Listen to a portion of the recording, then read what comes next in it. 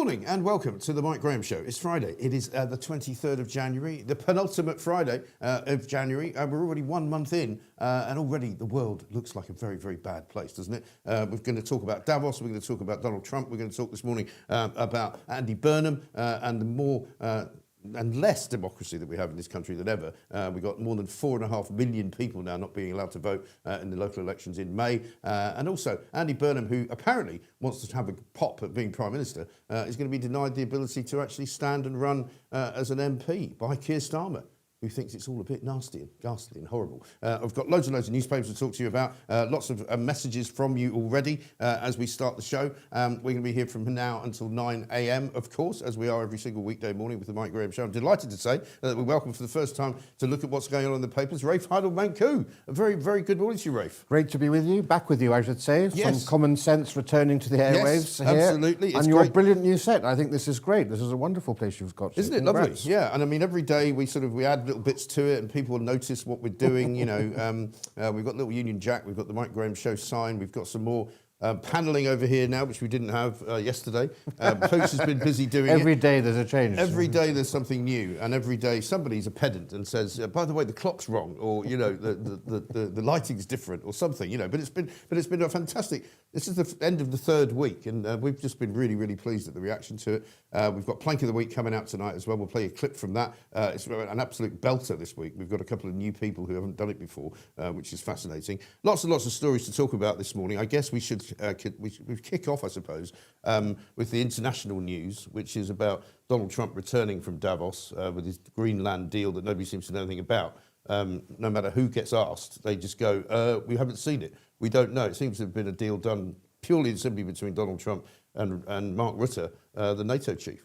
Yes, leaving out in the cold Denmark and Greenland, who you thought might perhaps have something to say about what terms are in this deal. Yeah. But, you know, this just goes to show, I think you and I are probably the only two people out there who have said from the very beginning, Trump was never going to invade Greenland. This was all a lot of bluster, right out of the deal. You know, you make the most outrageous opening gambit. You say something so extreme, so unbelievable, that you drag people to the negotiating table and make them make concessions that they normally wouldn't ever have considered doing.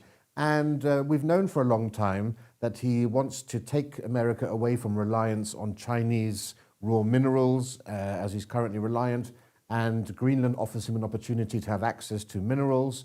And we know that he wants NATO to actually do more than talk tough, because the problem is, with the exception of Germany, Poland and the Nordic countries, the rest of Europe, including Britain, aren't increasing defence spending. No. They say they are, but it's creative computing. Did you know, I found this amazing, in 2021, Britain ranked number 3 in the world as a share of GDP spent on defence spending. Yeah. Today, 11th. Wow. We've gone from 3rd to 11th. Yeah. Well, there's a story in one of the papers, The Sun, today, saying, I think for the first time in the history of the UK and the history of the British Navy, we don't have any full-ranking admirals anymore. And that's an absolute disgrace. Right? We once ruled the waves. Yeah, right. We had the largest navy in the world. Song, you know, there's a certain song about it, which maybe people might remember.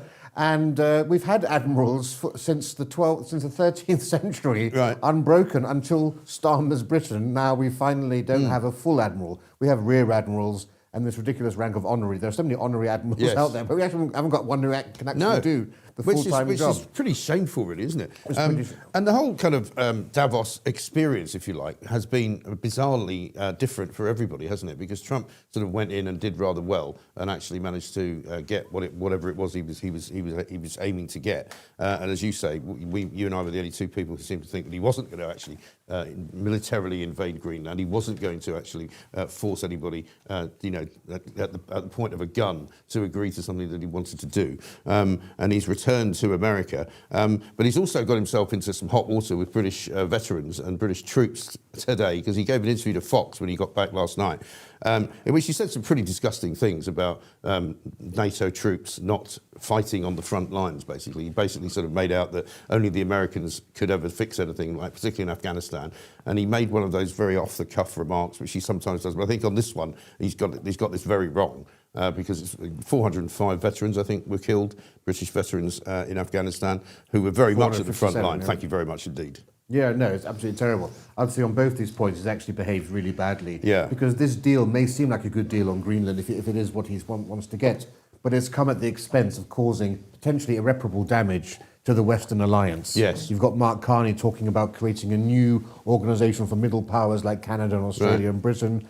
And if you're going to be causing so much damage to your international standing, actually these deals may not be great deals at the end of the day. But yeah, and also, of course, you're not going to win any friends by basically attacking your allies over Afghanistan. Right. Remember, there's only been one time that Article 5 of NATO was triggered, the article that means all members must come to the defence of another, and that was at 9/11. So Yes. the only time it was triggered, Europe came to America's aid. Yes. They didn't have to, and they did. And they did. And hundreds of Europeans lost their lives, as well as many Canadians who were also at the front line. And Canadian soldiers and British soldiers were just as good as American soldiers. And if you look at the death rate, there was one European dying for every 2 Americans that were dying. To say that they were on the back lines really doesn't fly at all, and he should be called out for that. I think that's the trouble, isn't it? That, you know, the way that Donald Trump operates is something that we all kind of know and we all recognise. But there are times when he does go too far, and there are times when you have to say that. And I think, you know, sometimes his defenders. I was listening to a guy being interviewed yesterday on Times Radio, who was one of Trump's former sort of aides,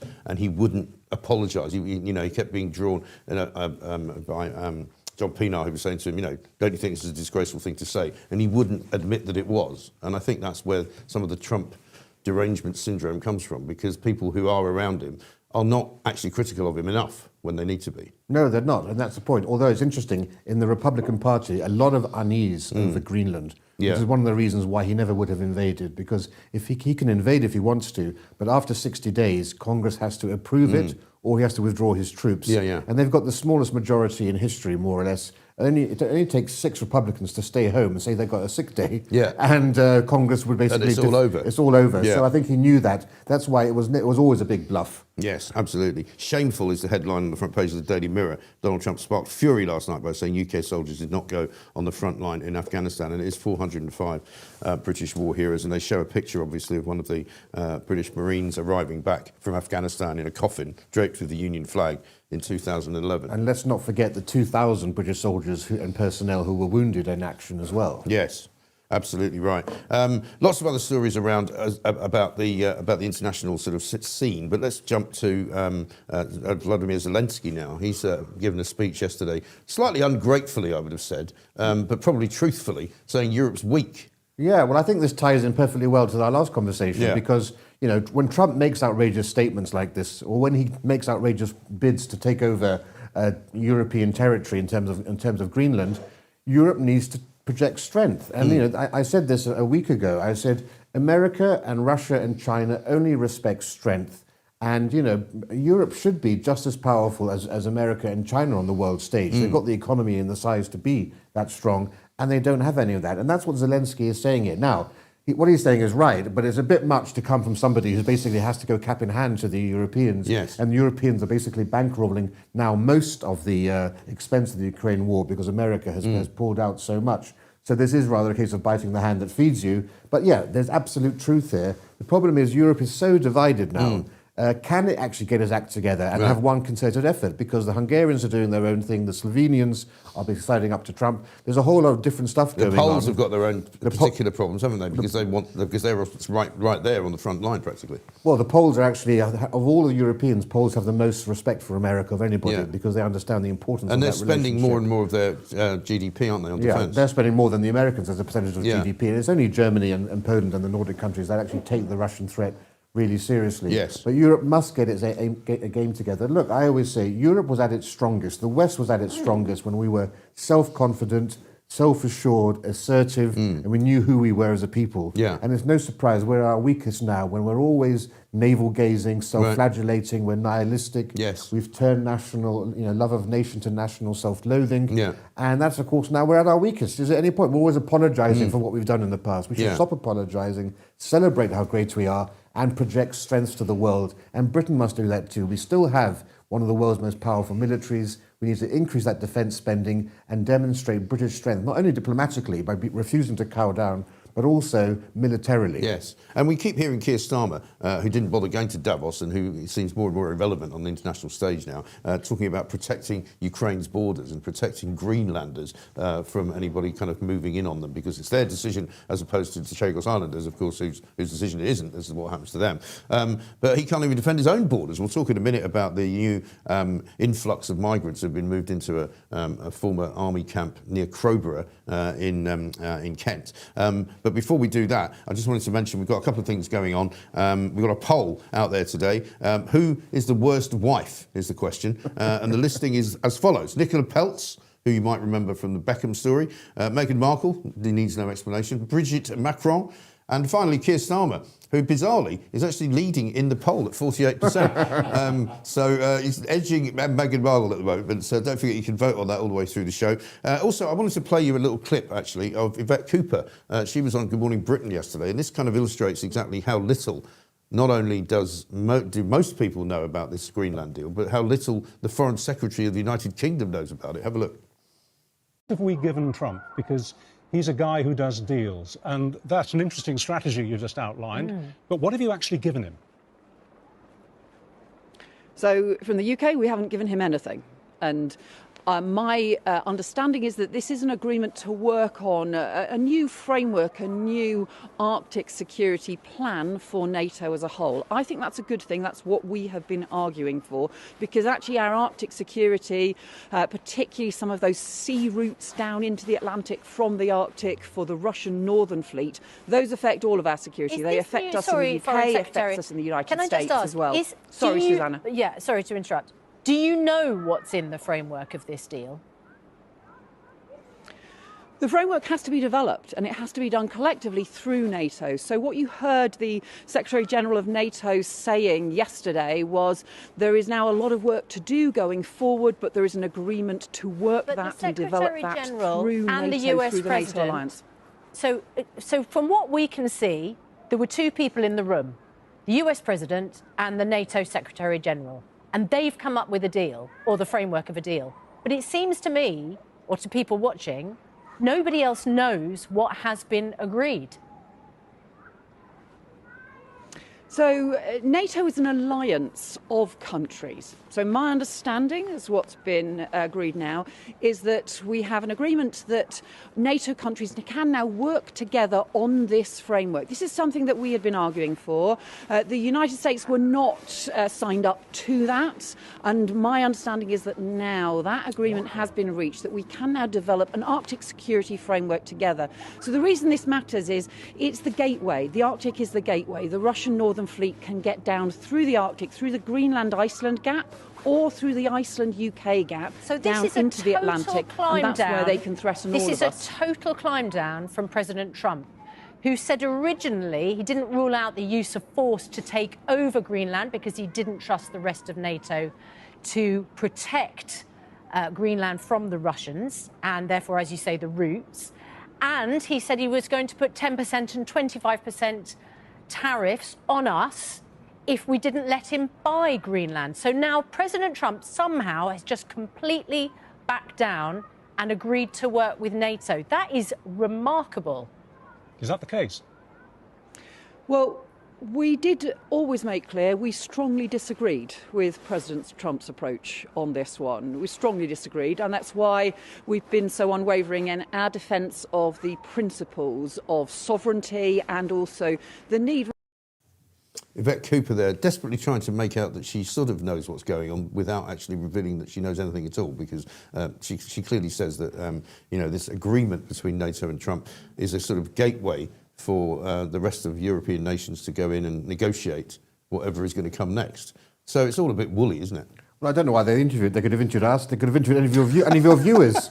Our viewers know as much as she does about this story, unfortunately. That's the reality. Yeah. And that just shows actually how weak European leaders are, that they actually aren't even consulted about something. and they just have to rely on someone else to basically outsource this sort of stuff too with Donald Trump. Yeah, absolutely hilarious. And we've actually got a second clip, I think, to show you about how ridiculously out of the loop the European nations are. But first, let's do a few messages for you. Azura Fox says, Mike and Rafe, how wonderful to have Rafe in the studio. I've missed seeing him. I do like the extra panelling. It softens and warms the space. Well done. Happy Friday, y'all.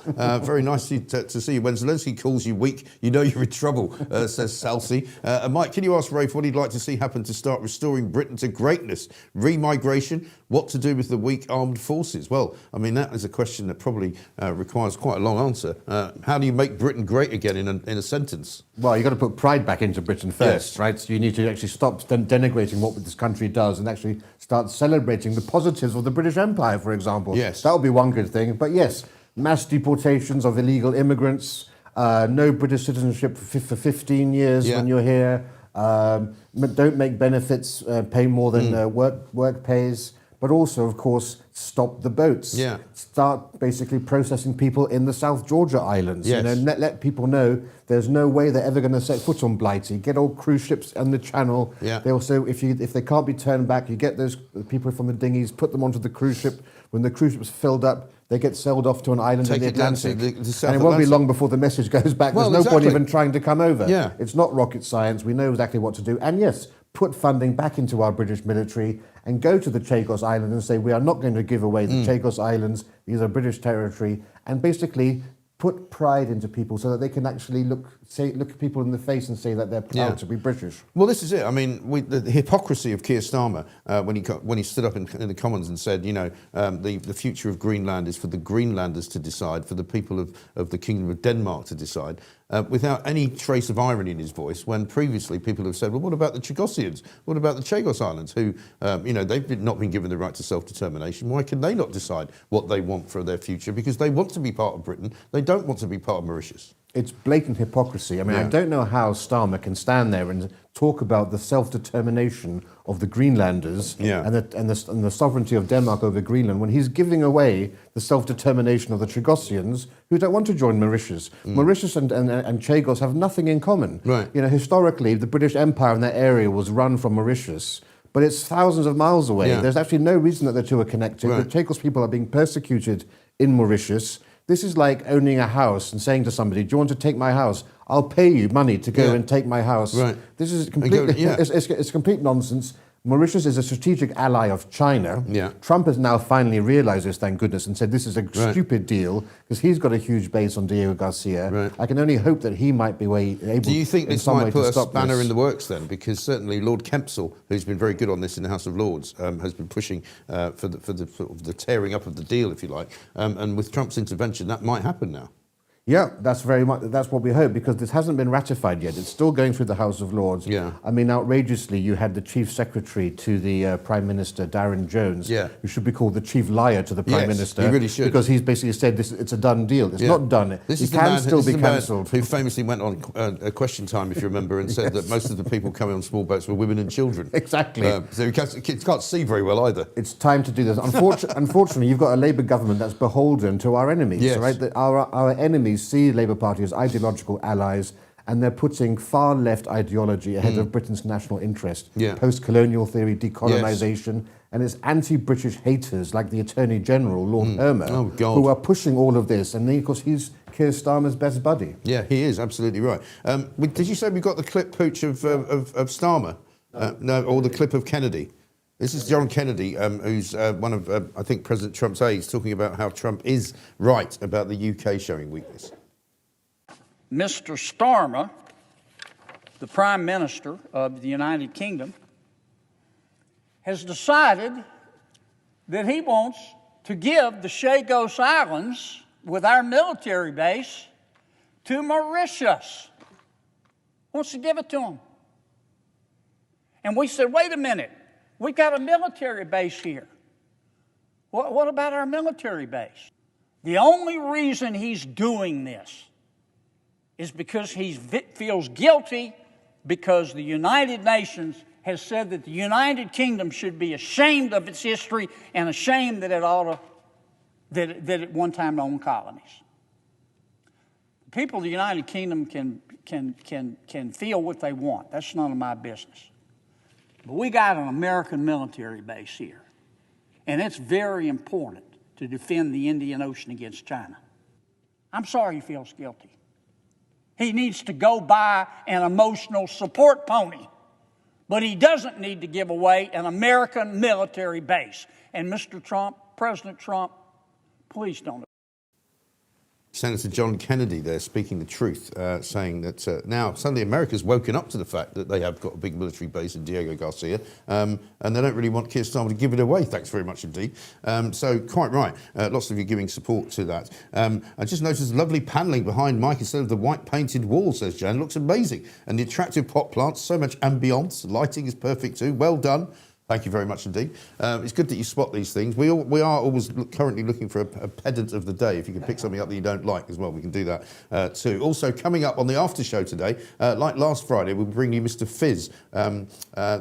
Chris Walkie and his son Oliver will be coming in with some drinks, some Prosecco. That's what we're going to have today, which you can buy and drink along with us. I'm not saying you have to do it this morning, but you can do it tomorrow night when it goes out on YouTube on Saturday. Plank of the Week, of course, is going to come out later on as well. We'll play a clip from that too. One more story sort of on the slightly international flavour. Rafe Heidelmann-Kuhn with us for the first time here with the papers. Jonathan Powell, or Pole as some people like to pronounce it, Prime Minister's National Security Advisor, is back in the papers because he of course was significantly important in the selling off of the Chagos Islands. He was one of the people who with Lord Hermer negotiated it. He's now negotiating the sort of the peace in Gaza supposedly, and he's come out and said basically, Hamas should be allowed to keep some of their guns. They should be permitted to retain AK-47s and other personal weapons in order to break the deadlock in stalled talks of phase 2 of the ceasefire. Yeah, well, this is absolute madness. I mean, this is a terrorist organisation. No one cares what Powell has to say. I mean, this man is completely stained from his time working for Tony Blair. He was completely involved in every aspect of the New Labour project, and he was the one, people must remember, who sexed up the dossier for the Iraq War. Of course. I mean, one of the reasons people went into Iraq was because of this dossier. Yeah. So you could say that along with Alistair Campbell, he is the one most responsible for Britain's entry into that, even America's entry into that. And of course, he was the reason that the Chinese spy trial collapsed last year. You will remember these two British aides and government were, of course, found to be alleged to be spies, and it was because of his refusal to classify China as an enemy. Yes. And of course, he wouldn't classify China as an enemy because, like the Attorney General, they both are anti-British fundamentally, giving away the Chagos. Again, classic example of somebody who constantly puts the interests of non-Western powers ahead of the West and ahead of Britain. Quite why Starmer thinks this guy should be in the government again is beyond me. Right, and you must imagine, I would think, if they sit around in the White House and they start looking at what Britain's actually doing with regard to the Chagos Islands, with regard to not signing up to the new peace deal in Ukraine because they don't like the fact that Russia might be involved in it, the fact that they've granted permission for the Chinese to build this massive embassy in London. I mean, Starmer must be thinking, Trump must be thinking, is this guy actually an ally of ours at all? Because he seems to be more aligned to China than he is to anyone. Well, and it's pure weakness. I mean, to give away the Chinese embassy, which people may know is right next to the City of London, right by the Tower of London. It's 1 metre away from the important fibre optic cables that carry all that sensitive data, with underground compartments that could be used to basically interrogate and torture dissidents, which is a big issue. And all of that was done in order to hopefully get a good trade deal. I mean, are we going to be sacrificing vital strategic and moral issues in Britain just for a trade deal with China? That shows you that the level of this man's morality and his principles. Yeah, absolutely right. Let's move a bit closer to home. A big story in all the papers this morning about this new migrant settlement camp in Crowborough in Sussex, which is not a million miles away from Tunbridge Wells. I mean, it really is right in the heart of the sort of the Garden of England, if you like. It's a former military camp which apparently migrants have now been bussed into under cover of darkness. This is despite the fact that for weeks and weeks and weeks, local people have been protesting about the fact that they don't want the camp to be put there, and they basically at 3:28 in the morning bussed in something like 37 migrants under cover of darkness. 27, moved to the former barracks at Crowborough late on Wednesday night, and the site will eventually accommodate 540 male asylum seekers who've arrived in small boats. I mean, this is not the answer, is it? No, well, camps are the answer. The problem is now, if you're in these camps, you still have the right to enter the town centre, to go to the city centre. You're not restricted to the bounds of the camp. No. And I think that's the problem, because we do actually have to use camps. This is the great problem with Starmer's idea of emptying the hotels. I am one of the only people who has said for years consistently, we need to empty all the hotels, but also all the private accommodation. Yes. Because this is only it's far better to have people in a hotel on a golf course on the outskirts of town, rather than in a house of multiple occupation right next door to you, middle of a or street, opposite to a girls' school or something like that, right? So we need to empty it all from hotels and accommodation, put them into camps, preferably on uninhabited islands in Scotland or elsewhere, in the Orkneys or the Shetlands, sparsely populated, where they're restricted to those areas. But if we have to use places like this in Crowborough, build these very secure fences that they can't get out of. Now look, after surely they should be secure. Secure? I mean, they're not necessarily locked in. I mean, they can have recreation and they can do whatever they like. Well, yeah, I can do recreation within the camps, I'd say. But after the Second World War, there were 250,000 Poles who couldn't go back home because it was communist. They'd be in prison. Polish army, but women and children as well were over here. 250. That's double the number of refugees we have now, asylum seekers. They were put into camps. And my mother's cousin was one of those people. They lived there for 10 or 15 years. Those are 1950s conditions. Some of them got married in these camps, and they were very happy and enjoyed it and were grateful to be in these places. Why do we have young men in hotels or in private accommodation? If camps are good for our military boys of young fighting age, they should be good for these chaps. Should be. Absolutely, but they should not be able to go into town centres and loiter around on corners. That's what people fear. So have them basically in secure camps which are temporary, right? The idea is that they get processed and sent back. We don't want permanent camps. These are temporary camps while they can be sent back home. And we need to, of course, I want to see the Home Office stripped of all power over immigration and have a new department, a Ministry of Immigration, like other countries do, because the Home Office approves asylum applications far higher than anyone in Europe. They do. And basically the idea is that none of these people who are going to be put in these camps are going to be there for more than 3 months at the site, which basically means that if they are applying for asylum, that means they're going to be presumably given asylum and then given somewhere else to live within 3 months. And the locals are really up in arms about this. Kim Bailey, chair of Crowborough Shield, the residents' campaign group, accused the government of using underhand tactics by using special Q-class rights that allow the Home Office to bypass normal planning permission to press ahead with transferring migrants onto the site, because they have been, unlike some of the other protests that have gone on outside migrant hotels, these are local people who are not in any way connected to any organisation. They're just local residents who say, look, we do not want these people coming here.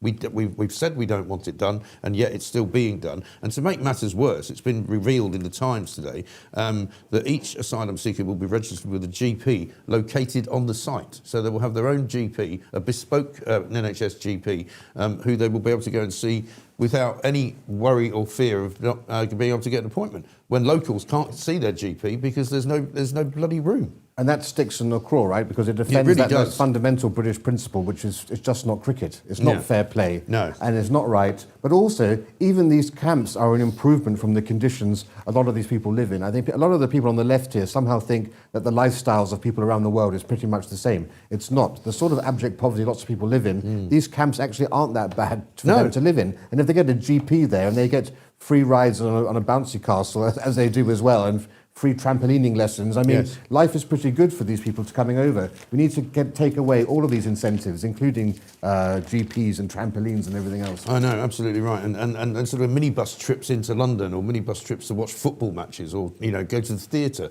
and all these lovely perks that nobody else can afford to actually do. They're big fans of Hamlet, I understand. Oh yeah, absolutely right. Yeah, Shakespeare, they're all over Shakespeare. Only thing, when can we go and see Shakespeare? We're in Britain after all.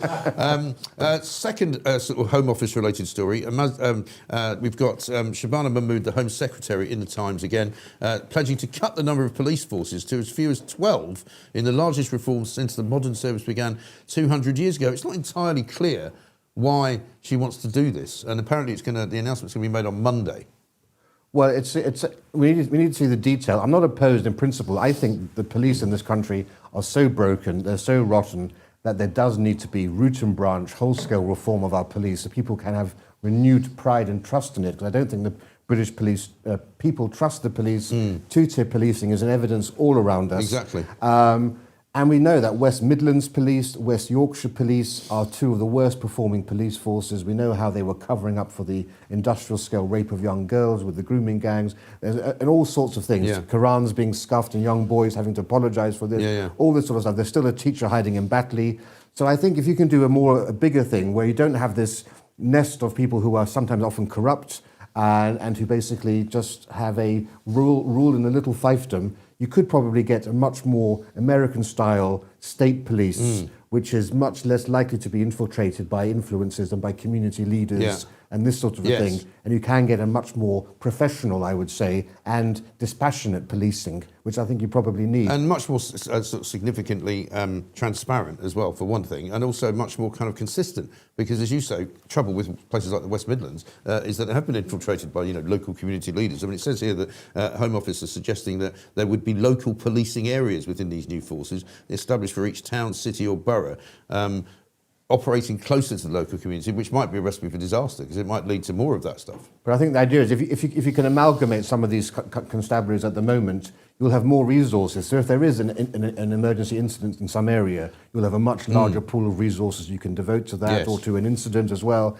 And then that will free up local police to do more localized policing. And we do want to see bobbies on the beat and that sort of community policing, which is very much part of the British tradition as well. So you can actually allocate those quite well. So these reforms actually may have some promise to them. Yeah. Over on the other side of Downing Street, I suppose you might say, number 10, Keir Starmer allies to bar the return of Andy Burnham is the front page headline on the Times. Telegraph has got that story as well. It's amazing, isn't it, that Keir Starmer, the man who claims to be the sort of leader of democracy in the country, doesn't want anybody to stand against him, doesn't want to have any elections, which is another story that we haven't mentioned yet, but it's in the Telegraph. 4.5 million people now denied the vote in the local elections in May. He's starting to look a bit like a dictator, isn't he? Well, I always say, only dictators cancel elections. Right. That used to be a cardinal rule. So what does that say about Labour? Look, with Andy Burnham, we know full well he is the Labour voters' preferred candidate to succeed Starmer is Andy Burnham. Yeah. So Starmer's going to do whatever he can to keep him out. This disgraced MP, Andrew Green, is leaving his seat to open it up. Now, there's a 13,000 majority in this constituency, which in the old days would have been a pretty safe seat. That's no longer the case in modern politics, especially with the reform in the Green Party. Zach Polansky, the tit whisperer in chief, he is going to essentially make a run, we think, for office by standing against Andy Burnham. Reform will be in there too. So there's not assuring that Andy Burnham is actually going to win there. Yeah. Although, of course, he is very charismatic. I think he would be a better Prime Minister. Do you think? I think there's a bit of a misnomer about Andy Burnham because people think of him as this kind of, rather modern character. I always say he looks like a bit like a spare member of the New Order group because he's always wearing sort of these roll neck sort of black jumpers and he thinks of himself as very cool, very Mancunian, very sort of mysterious. But he wasn't a brilliant minister when he was a shadow minister in Labour's government. I'm not expecting amazing things from him, but I think put against Keir Starmer, I think a lamppost would look like a compelling argument for Prime Minister.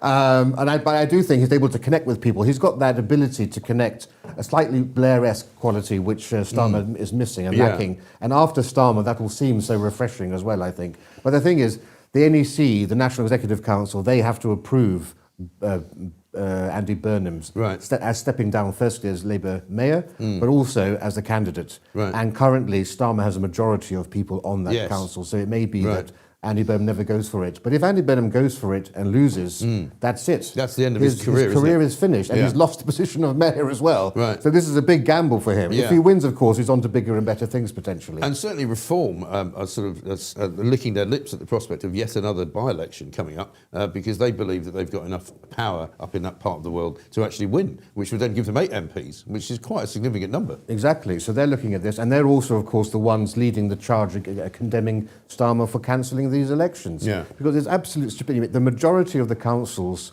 cancelling these elections are Labour councils. And it's outrageous. They're using an obscure loophole in the Local Government Act 2000, which gives local councils the right to cancel elections if it's in some bigger interest. The test has not been met by, constitutional experts have said, just because you're changing council boundaries or mayoralties, that doesn't give you the right to deny people the vote. this is Turkey's voting for Christmas. Yeah. Of course they're not going to allow elections when they know that they're going to lose their seat. And they're going to lose their livelihood, basically. And for some of them, it's already been cancelled once. So this will be 7 years before they've had an election. It's so anti-democratic. And how can Starmer then stand on the world stage, lecture other people about the importance of democracy? Isn't it? I know, it's absolutely ridiculous. A couple of updates for you, by the way. We've got some great messages coming in, and do keep please sending them. There's a poll going on today as well. Who's the worst wife out of these four? Nicola Peltz, 2%. Meghan Markle, 41%, very much getting up there. Brigitte Macron, 6%. But the clear number one outrider at the moment is Keir Starmer, 51%. As the worst wife to have. I mean, imagine being married to him. Absolutely shocking.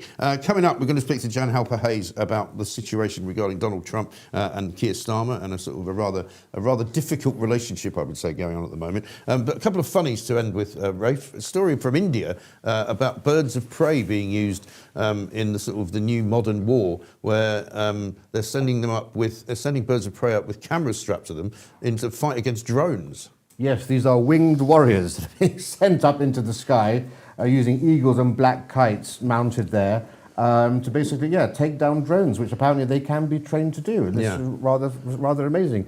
It lends itself to all sorts of possibilities. Are you going to now suddenly have dolphins taking out underwater apparatus trained, or blue whales taking out nuclear submarines? Maybe Zelensky should have Ukrainian wolves trained to attack snipers. It's not a bad idea, actually. I mean, it's one of those, it sounds like a sort of Bond villain's move, doesn't it? And then the other story, which we have to, I suppose, be slightly tongue-in-cheek about, it's all to do with Gwyneth Paltrow's bush. Yes, right? Gwyneth Paltrow likes to shout at her bush, apparently. Yes. I don't know whether does she see a chiropractor afterwards, I wonder? No, it's not. Oh, sorry, it's a bush in her garden we're talking about. No, exactly right. And apparently she says that she's been battling with mental health issues. She sees a therapist and a nervous system specialist, or whatever on earth that is. And the way she deals with it, with her stress, is to go into the garden and just scream and rant and shout at her bush. Now, I always thought you're supposed to talk really politely and sweetly to your plant. That's what King Charles always did, to make them grow. So maybe this bush needs to go for its own counselling and therapy, having been squawked at by some mad banshee for half an hour every day. I know, absolutely extraordinary stuff. Well, listen, there's lots of other stories to talk about. Coming up, we're going to be talking to Jan Halper-Hayes, as I say, a US commentator, of course, as well. We managed to get through the papers without mentioning Brooklyn Beckham. That's amazing. He is still on front of the Sun. I'm relieved. Yes, so we don't really need to mention it at all, but we'll come to that a little bit later on. Also coming up with the after show today, Chris Walkie will join us again with some fizz. He is Mr. Fizz, Mr. Bubbles, of course, as well. Rafe Heidelmann, great to see you. Thank you very much indeed. Hopefully you can come in and do it again. He'll be back, I'm sure, very, very soon. We will, meanwhile, be back with Jan Halper-Hayes after the news with Edward Hughes. Good morning. Here's the news for today, Friday, 23rd of January. I'm Edward Hughes. Let me know if I've got the date wrong. I'm still a little jaded after the large trip to the Costa. In UK politics, Labour MP Andrew Gwynn has resigned due to ill health, clearing the path for Greater Manchester Mayor Andy Burnham to potentially return to Parliament. However, Starmer allies have launched a Stop Andy Burnham campaign to block it. I might launch a Stop Starmer campaign. What do you reckon? Home Secretary Shabana Mahmood plans major police reforms, including slashing the number of forces. The government admits its approval for a major Buckinghamshire AI data centre should be quashed. Elsewhere, a BBC probe and BBC aren't words that I ever like to see in the same sentence, reveals hundreds of illegal waste super sites blighting England. On the international front, the UK is holding back from joining Donald Trump's new border peace over concerns about Putin's involvement and lack of commitment to Ukraine peace. More details unfolding throughout the day. That's your news. Laters, Tigers. Edward Hughes there with the news. We're going to speak to Jan Halper-Hayes now, who is, of course, the one and only Trump supporter that we have here. We'll find out. She's looking a bit dark there. I'm not sure that's the way you want to look. But before we do that, let's have a look at Donald Trump in Davos. And I'm going to play you a clip which you won't have seen before, and which I might ask you a couple of questions about afterwards. Have a look at this.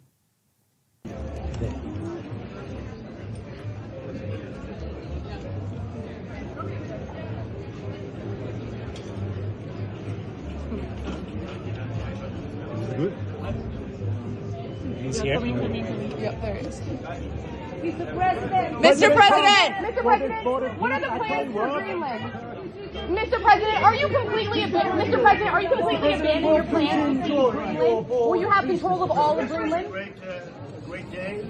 Yesterday was a fantastic day. We've made tremendous progress. We'll be leaving in a little while, but this was a fantastic day. And I think the Board of Peace is going to be very powerful. On Greenland, Mr. President? On Greenland? Will you have control of all of Greenland, Mr. President? How many countries? You will have control of all of Greenland? Mr. President, what's your message? Mr. President, what's your message to allies who haven't signed on? I think over 50. What's your message to allies, Mr. Trump? What's in the deal for Greenland, Mr. President? What is your plan for Ukraine? What will you say to Volodymyr Zelensky We're meeting with Ukraine, as you know, today, and with the President, and we'll be discussing it. We're meeting with President Putin today or tomorrow, and some people are going over, and I think they're getting close. A lot of people are being killed. We got to get it done. If we don't get that done, it would be... Is the deal finalized, Mr. President?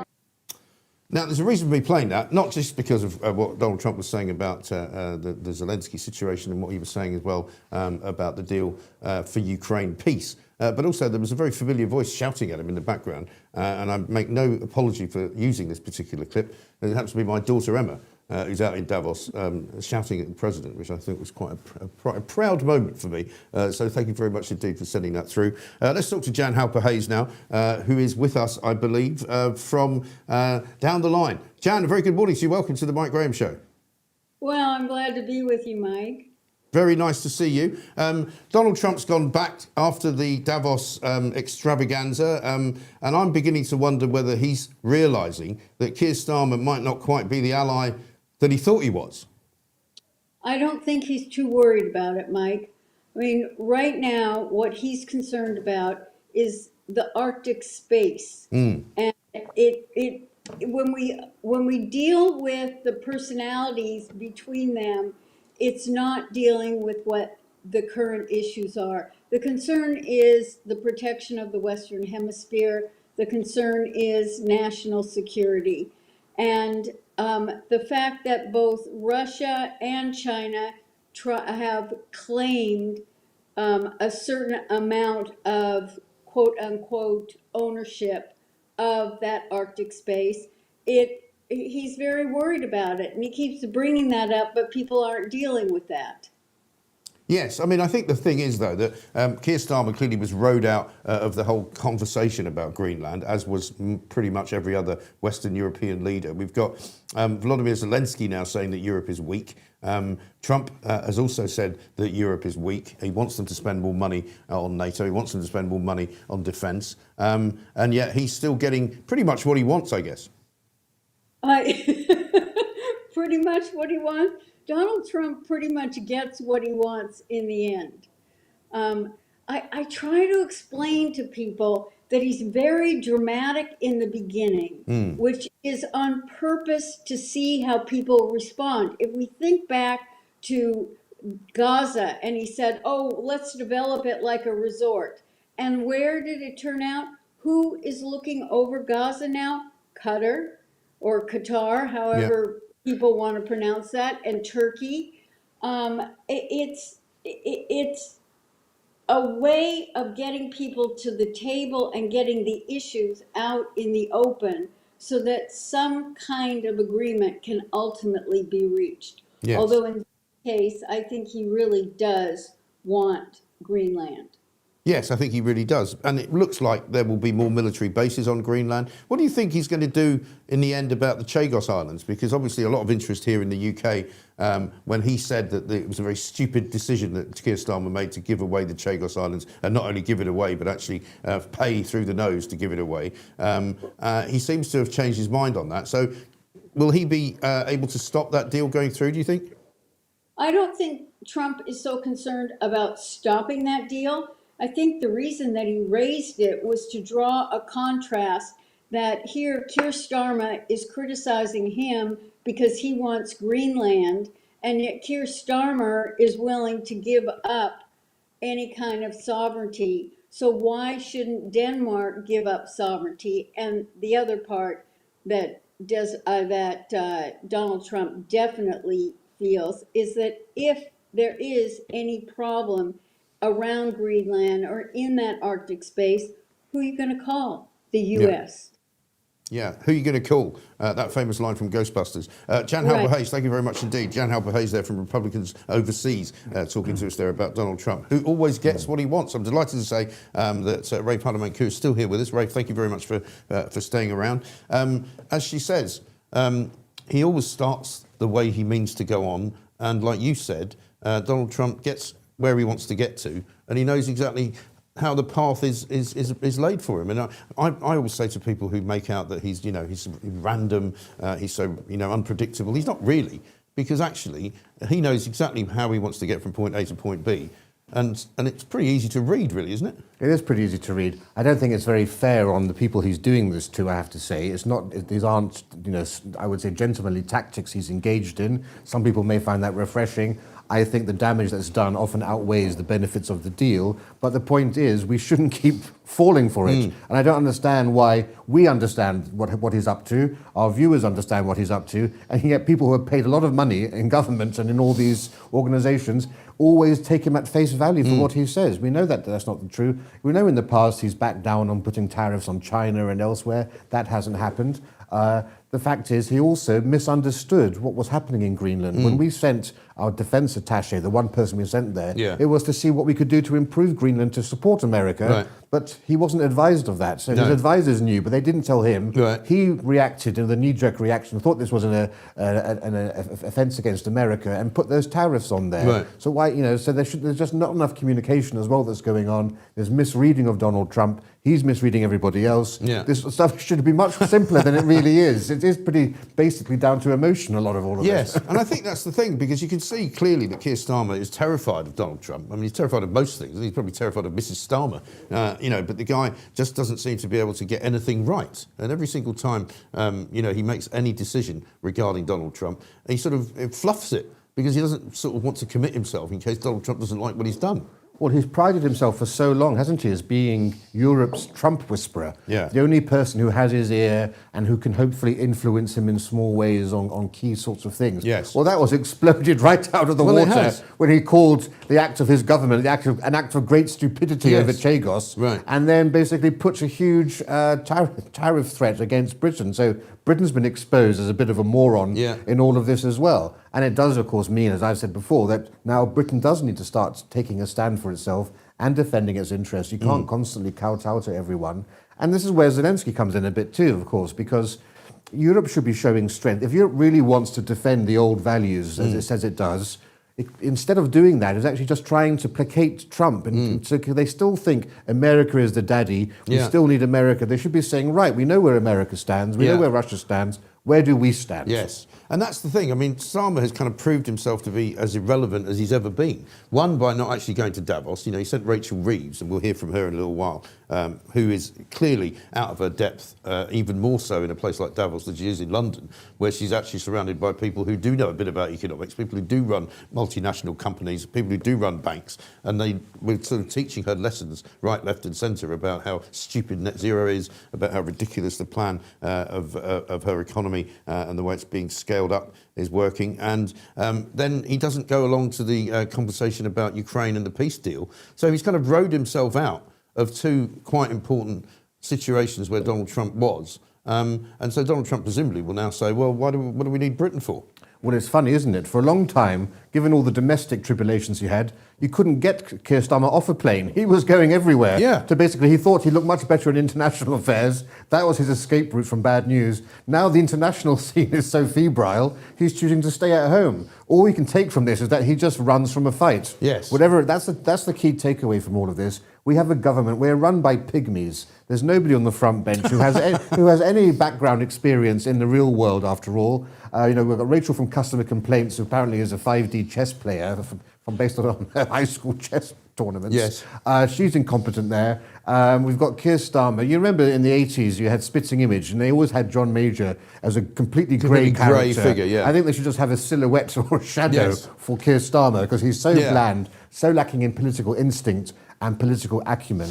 I mean, the number of U-turns this government has had to make. You know, Starmer made fun of Boris Johnson saying 12 U-turns. I know, makes you he's into well past that. And he's well past that now. I think he knows he's on borrowed time. Yeah. And that's why basically I think he's basically understands he's not going. That's why he couldn't even commit to leading his own government into the next election. Well, I think he just guaranteed next year I'll be here. I can't guarantee basically I'll be here for the election. Well, this is the thing. Even if Andy Burnham does get blocked basically from standing, and if he doesn't get a seat in the House of Commons, there will be others who will stand against Keir Starmer when he gets absolutely and utterly wiped out in the May elections, despite the fact they've cancelled as many of them as they possibly can. You know, ones that are left, they'll still get wiped out. A couple of messages coming through there. I just didn't quite catch them. Can we have another look? Couple of other stories to get to as well. Anyone who voted Labour is plank of the decade. Well done, give yourselves a pat on the back, says Sean. Yeah, I think so. Anybody who voted Labour really is. When the US wants something from the UK, they will remind us about these special relationships, says Ben. Yeah, but I don't think they do want anything from the UK at the moment. That is the purely and simple truth of it. I genuinely love to fight Starmer. I know for a fact I would win, says Vic. I don't know if you mean in the boxing ring, or whether we've seen him boxing, haven't we? I mean, he's not really exactly Mr. Dangerous. Speaking of planks, though, we didn't do it yesterday, so it's time to catch up with Plank of the Day. Hello, it's Plank of the Day time. Now, all I have to do is mention the name of this character, and you will understand why he's Plank of the Day. But I'll tell you what, have a look at this picture and see if you can guess who it is. Now, is that Jaws from the James Bond film? Or could it be this man who's just put out a new party political video? Check it out. Why does it feel like everyone's running all the time? You are, we all are, like we can never catch a breath. Rent's up, water bill's up. You dread opening that next energy bill. And when did everything become such a luxury? Going to a cafe, reading glasses are too expensive so you squint. Even going to a dentist gets put off. So you cut back and you pick up the pace. No holiday this year. Sorry kids. Living with tooth pain. You take a second job, sometimes 3, just to stay where you are. Wages stuck in 2008. Prices racing ahead. You never get to see the kids, snapping at them when you do. And it's the same story all around the country. Cities, towns, villages. People working full time, still broke.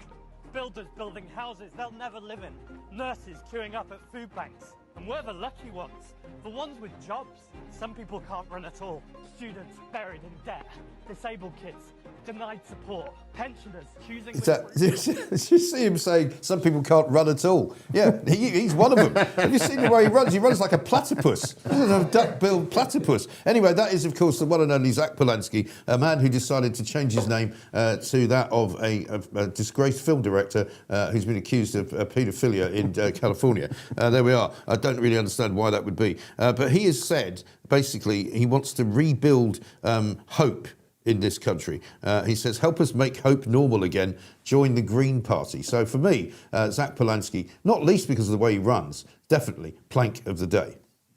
Hello, it's Plank of the Day time.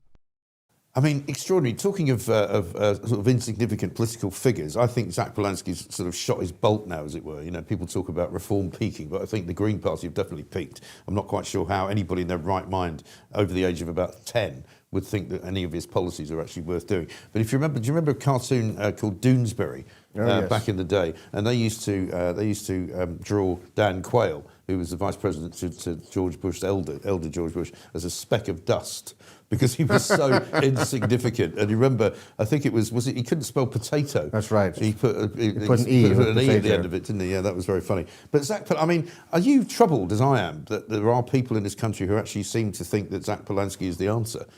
Well, I'd hope that video settles it why he shouldn't be. I mean, if you turn the sound off of that, it looks like it's a warning about knife crime in London or something. That's what he looks at. Yeah. He looks like one of those chaps you want to avoid on a dark night somewhere.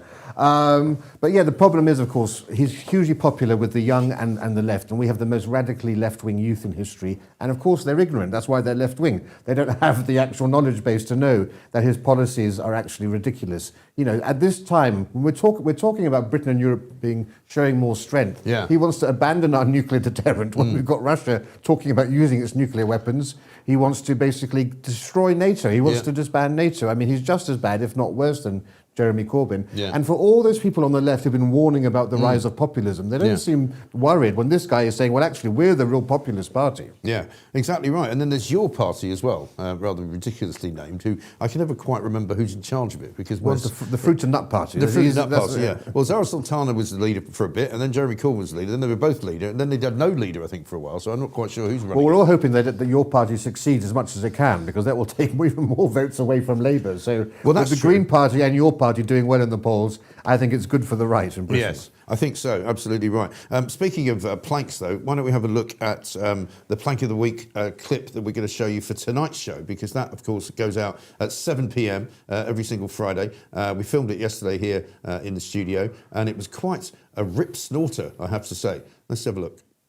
This is the thing. I mean, people expect me to be really horrible, and it turns out that I'm not, which is quite disappointing, actually. Yeah, it is. I expected you to be a twat. Try harder, please. I know. It's Would you mind? But Yeah, you know I what? think the BBC is sort of being He's recognised asking and me a unveiled as beta. Well, I'm answering your question anyway, Lewis, so whether you like it or not. Okay. So I think they've been revealed as a proper state instrument in terms of the wokeness and agenda. And what's happened is the curtain's been pulled back, and everyone has recognised what they are. Yes, they do have some great product which they sell to various parts, but some of the David Attenborough stuff, that's good. No, he's an anti-Semite, that guy. Attenborough is completely...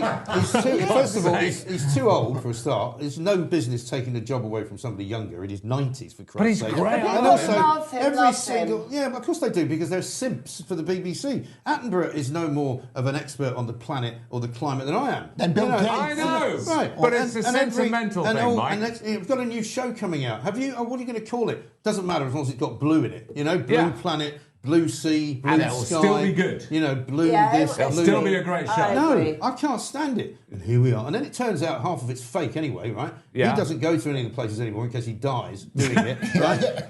They won't put him on a boat to go across the Bristol Channel because they're frightened he won't make it to the other side. Have you been across the Bristol Channel, Mike? Yeah, I drive across the Severn Bridge like all sensible people. But the point is this. Half of the stuff that they claim is you know, like, oh look, we've managed to capture in the wild. It's not in the wild. They've done it in a studio, and there's a guy who was found out. But it looks pretty. So it's fake. Yeah, right? it is. Some fake of them, news. but they're saying it is illustrative.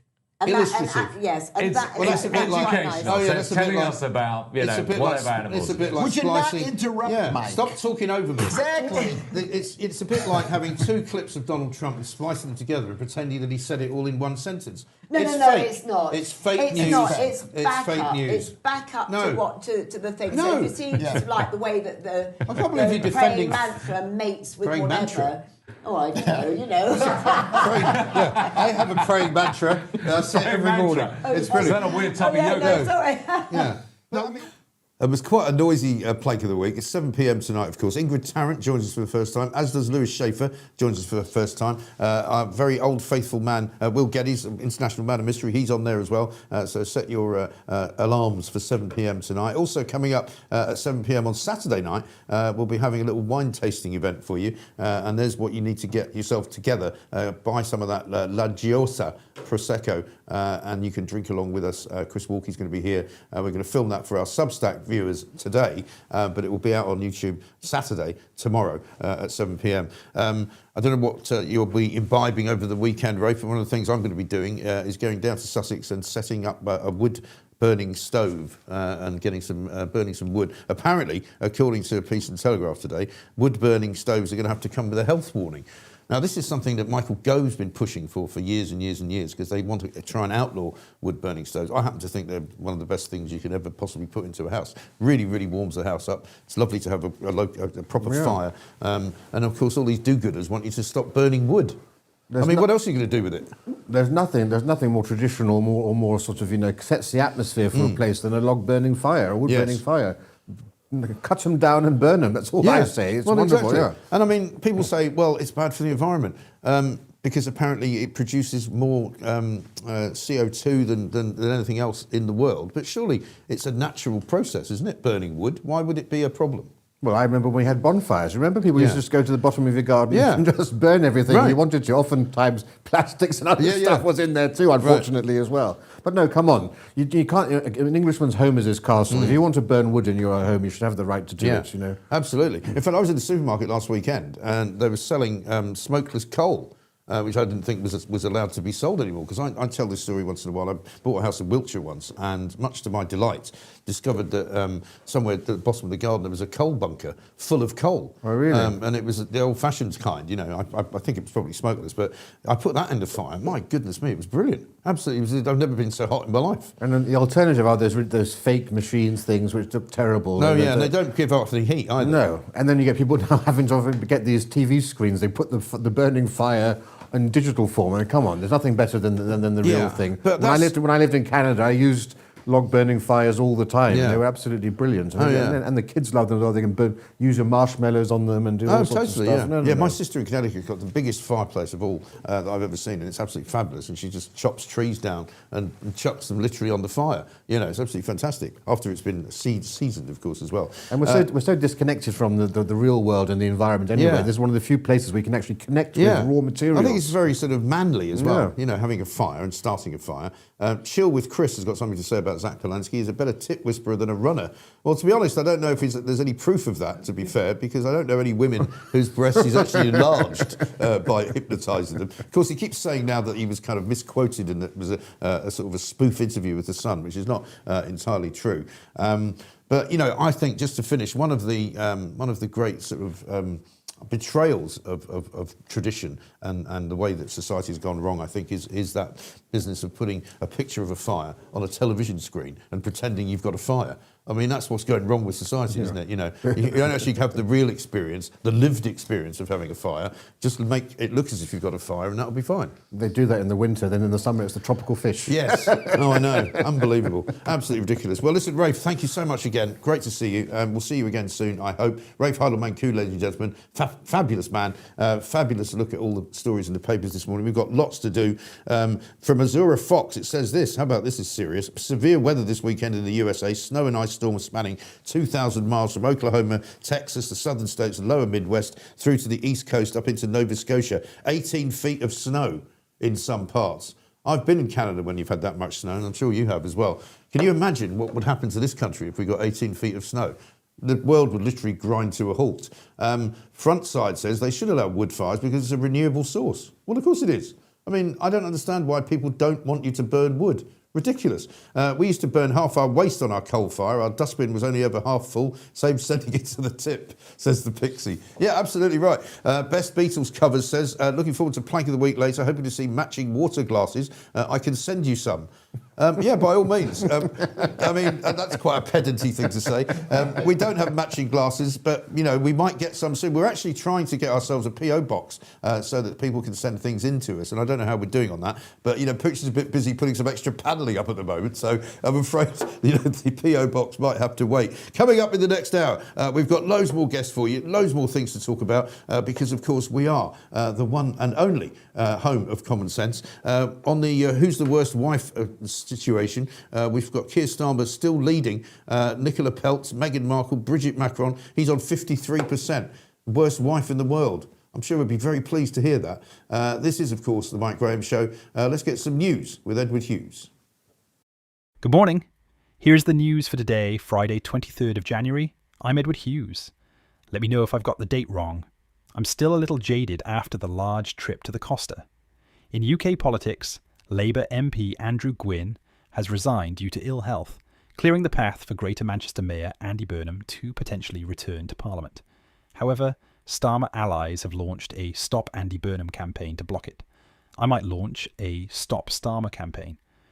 What do you reckon? Home Secretary Shabana Mahmood plans major police reforms, including slashing the number of forces. The government admits its approval for a major Buckinghamshire AI data centre should be quashed. Elsewhere, a BBC probe and BBC aren't words that I ever like to see in the same sentence, reveals hundreds of illegal waste super sites blighting England. On the international front, the UK is holding back from joining Donald Trump's new border peace over concerns about Putin's involvement and lack of commitment to Ukraine peace. More details unfolding throughout the day. That's your news. Laters, Tigers. Edward Hughes with the news there. Coming up, we've got some great guests. Philip Kisley is going to join us in this hour. And also, of course, as we get closer and closer to 9 o'clock, prepare yourselves if you're on the Substack, because we're going to be doing a little bit of wine tasting with Chris Walkie, who's popping in. Is Edward wearing trousers under the desk, says John.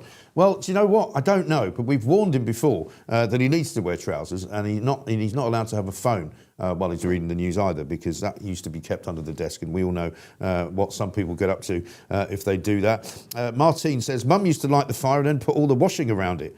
Yeah, I remember that. I mean, I had a grandmother who had a sort of a wood-burning stove in her kitchen, and her kitchen was really the only room in the house that she used, because the rest of the house was freezing cold, and she had a bed in the kitchen where she and her husband used to sleep. She cooked everything, obviously, in the kitchen. She had very high ceiling. It was a Glasgow sort of close, basically, in a place called Cathcart, and she had two kind of planks of wood that would be on a pulley system, and you would put the clothes on the planks of wood and pull them up to the top of the ceiling, and because of the heat would rise from the fireplace, that was how she would dry the clothes. And also the fireplace, I think, even had some places where you could put pots and pans so that you could keep things warm on the actual fireplace. I mean, that's what it was like. Absolutely amazing. Easy Boy says, the news thing just doesn't work, Mike. Pooch, come up with a new format. I disagree, and I think a lot of people would disagree. Edward Hughes does the news rather well, I think. Is Edward Hughes a spin-off of Hugh Edwards, says Dan? What, you think? No, he's not. No, he just happens to have a name that sounds a bit similar, and it's kind of reversed. Pretty sure Edward is AI, says NYX Calivara. Well, you could say that, and I couldn't possibly comment. There's lots and lots of things to talk about when it comes to fireplaces as well. Please, Mike, can you get Edward Hughes' AI lips moving? Deaf people can then lip read him. Yeah, well, that's the thought. I thought we did have an animated version, actually, of him, but I'm not really sure precisely whether we have that or not. Coming up, let's talk some more about fires, because I was going to tell you a little story about when I lived in a flat in North London once. We used to have one of those bar fires, you know, like a gas fire that would heat up, and we used to put our clothes around it. And one day I managed to set my jumper on fire. Because it went a bit too close, but there we are. News needs to be quicker, punchy, and without ridiculous humour, says GCF Design Limited. Obviously, we know it's artificial. However, some words need to be typed phonetically for the AI to say it as expected. Great show. Love Edward Hughes. Lips need to move, though, says Margaret. I like the news, says Jane. We love Ed Hughes, says Ben. Well, this is the thing. Lots of you have lots to say about Edward Hughes. Mike, did Pooch find out what happened with the outage yesterday? Well, do you know, it's a good question, Susan. Yesterday, if you were watching, around about just before the news at 8 o'clock, we had an episode where the YouTube feed just suddenly cut off, and we don't know what happened, but an awful lot of people were redirected to another station where I used to work. And so we suspected some kind of jiggery pokery or possibly foul play. Certainly some kind of hacking scenario. We're still looking into it. We're not absolutely sure what happened, but one of the good news things that I can bring to you is that despite the fact that we were rudely interrupted and we had to start the feed all over again, we managed to get back almost the entire audience that we lost at 5 to 8. And by the time we closed at just before or just after 9 o'clock, we'd done actually more people than we normally do. And because that means that the after show, if you like, or sorry, the show that you could then watch afterwards had to be split in two, and so we had bigger numbers than ever before. So it was great. MacPam says this: hubby's getting a wood burner next week. It's his dream, an early Valentine's gift from me. What a great gift. MacPam Moss, that is. What a wonderful wife you are, because I think every man should have a wood burning stove if you can have it. The outage just happened again to me, says Malcolm. Did it? It went to Talk Live. Well, I'm not seeing that from anybody else, so let's hope that was just your, perhaps, hit the wrong button or something like that. Don't know. Let's have a look at some of the headlines we've got here. Vladimir Zelensky saying that Europe is weak. We've got Trump accusing NATO troops of avoiding the front line. He's been in a lot of trouble for that, because the front page of the Daily Mirror says shameful.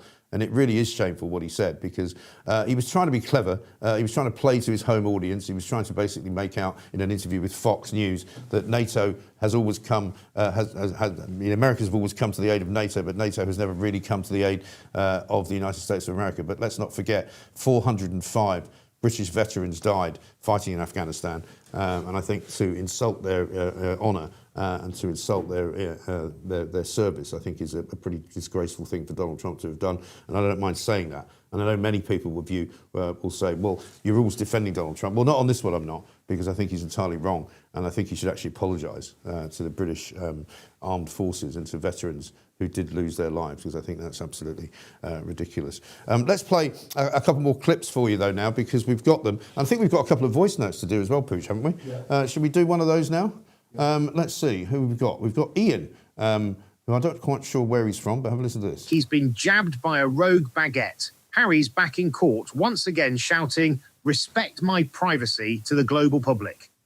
But at least us blokes can now sit down with a significant other and watch Bake Off, hoping it will be less soft, more sensual drizzling. Keep the hostiles at bay, Mike. Good morning, old chap. Kids starting reception, not toy. Ian, thank you very much indeed for that. We've got one from Darren as well. Let's have a listen to this. Hello, Mike. Fantastic channel. Keep up the great work, my friend. You're funny. Your humour is fantastic. You make my day really, really good. I tune in every morning, 7 a.m, to watch you. Keep up the fantastic work, Mike. The home of common sense. Love it. Thank you very much indeed. That's Darren. And then finally one from Charles. Britain won't be buffeted around by Trump's tariff threats. Buffeted. At Davos, the only place on earth where you can accidentally declare economic independence and order 17 mini sausage rolls in the same sentence. I get it. Be calm, be diplomatic, don't panic. But if you're going to do tough talk, maybe don't use a word that sounds like you're being chased by a prawn ring. Still, could be worse. At least she didn't say, "We won't be breakfasted around." That's Lammy's territory. Good morning. We won't be breakfasted around. Speaking of breakfast, by the way, Mackie D's, McDonald's, it turns out, have upset their customers, their chain of customers, because they've put a price up of the hash brown. According to a piece of The Sun today, McDonald's has been accused of committing robbery over selling a single hash brown for £1.99. Which does sound a bit expensive, doesn't it? Furious diners gobsmacked at the price of the humble breakfast offering after the cost was flagged by a regular customer. Apparently it doesn't cost $1.99 everywhere. It's only in some places that they charge that much. But in 2019, it was only 89 pence. Now, when people talk about food inflation, I mean, that is pretty high, isn't it? Food inflation, 89 pence to $1.99. I mean, that is an increase, if you can work it out, of more than 100%, isn't it? As one customer wrote, it's just gone bonkers. I don't visit very often, but it always used to be a cheap option. I refuse to go now to McDonald's. It's overpriced and underwhelming. I can remember when the hash browns were 59 pence. The price of a standard McDonald's hash brown is typically between $1.59 and $1.69, but in some places it's now $1.99.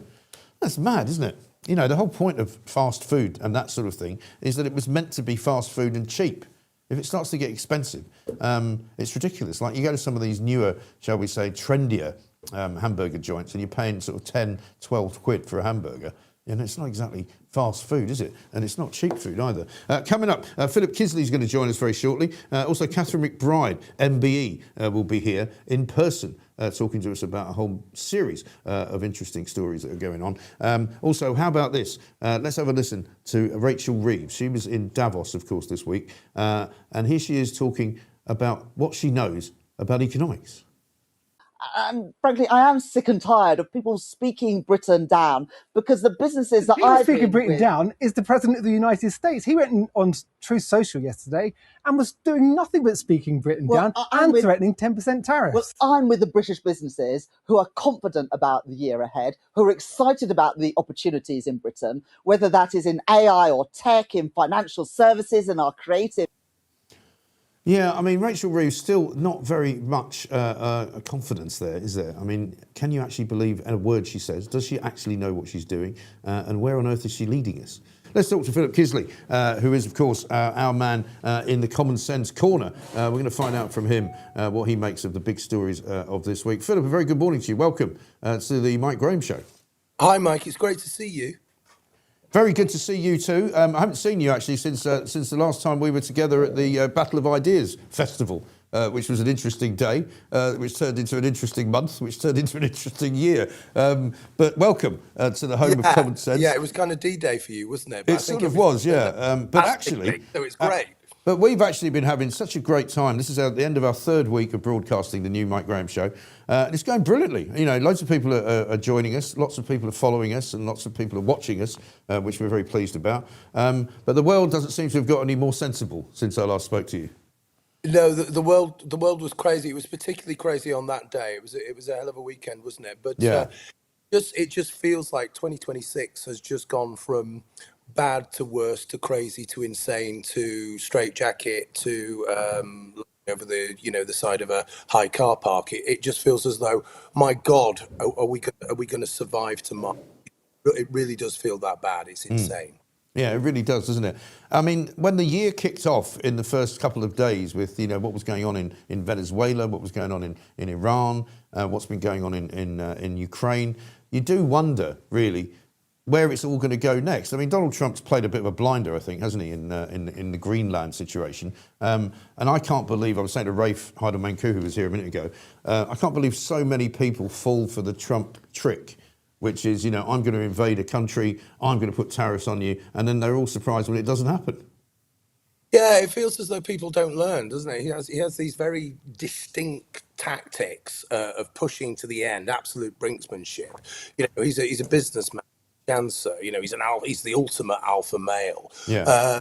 And everybody kind of gets their knickers in a twist, and it just feels as though nobody can cope anymore with this kind of with these tough rogue males. But you were just talking about Iran and all of the other stuff that's happening, and I think something that is really kind of concerning here is that all of this stuff was happening in Iran. This people's revolution, absolutely seismic, a whole country rejecting, negating, Islamist fundamentalism, genocidal Islamist fundamentalism, and the BBC, the mainstream media, the chattering class, absolutely almost silent on this, Right. rubbing their chins and nodding in a kind of semi-constipated kind of way. It just feels as though, the moral compass in this country is totally askew, because if they admit for 1 second that all of this stuff is happening, then they have to say, well, we might have a problem with Islamist fundamentalism in this country, and we might have to stand up for women in this country, and we might have to stand up for children in this country. And my God, they're never going to do that.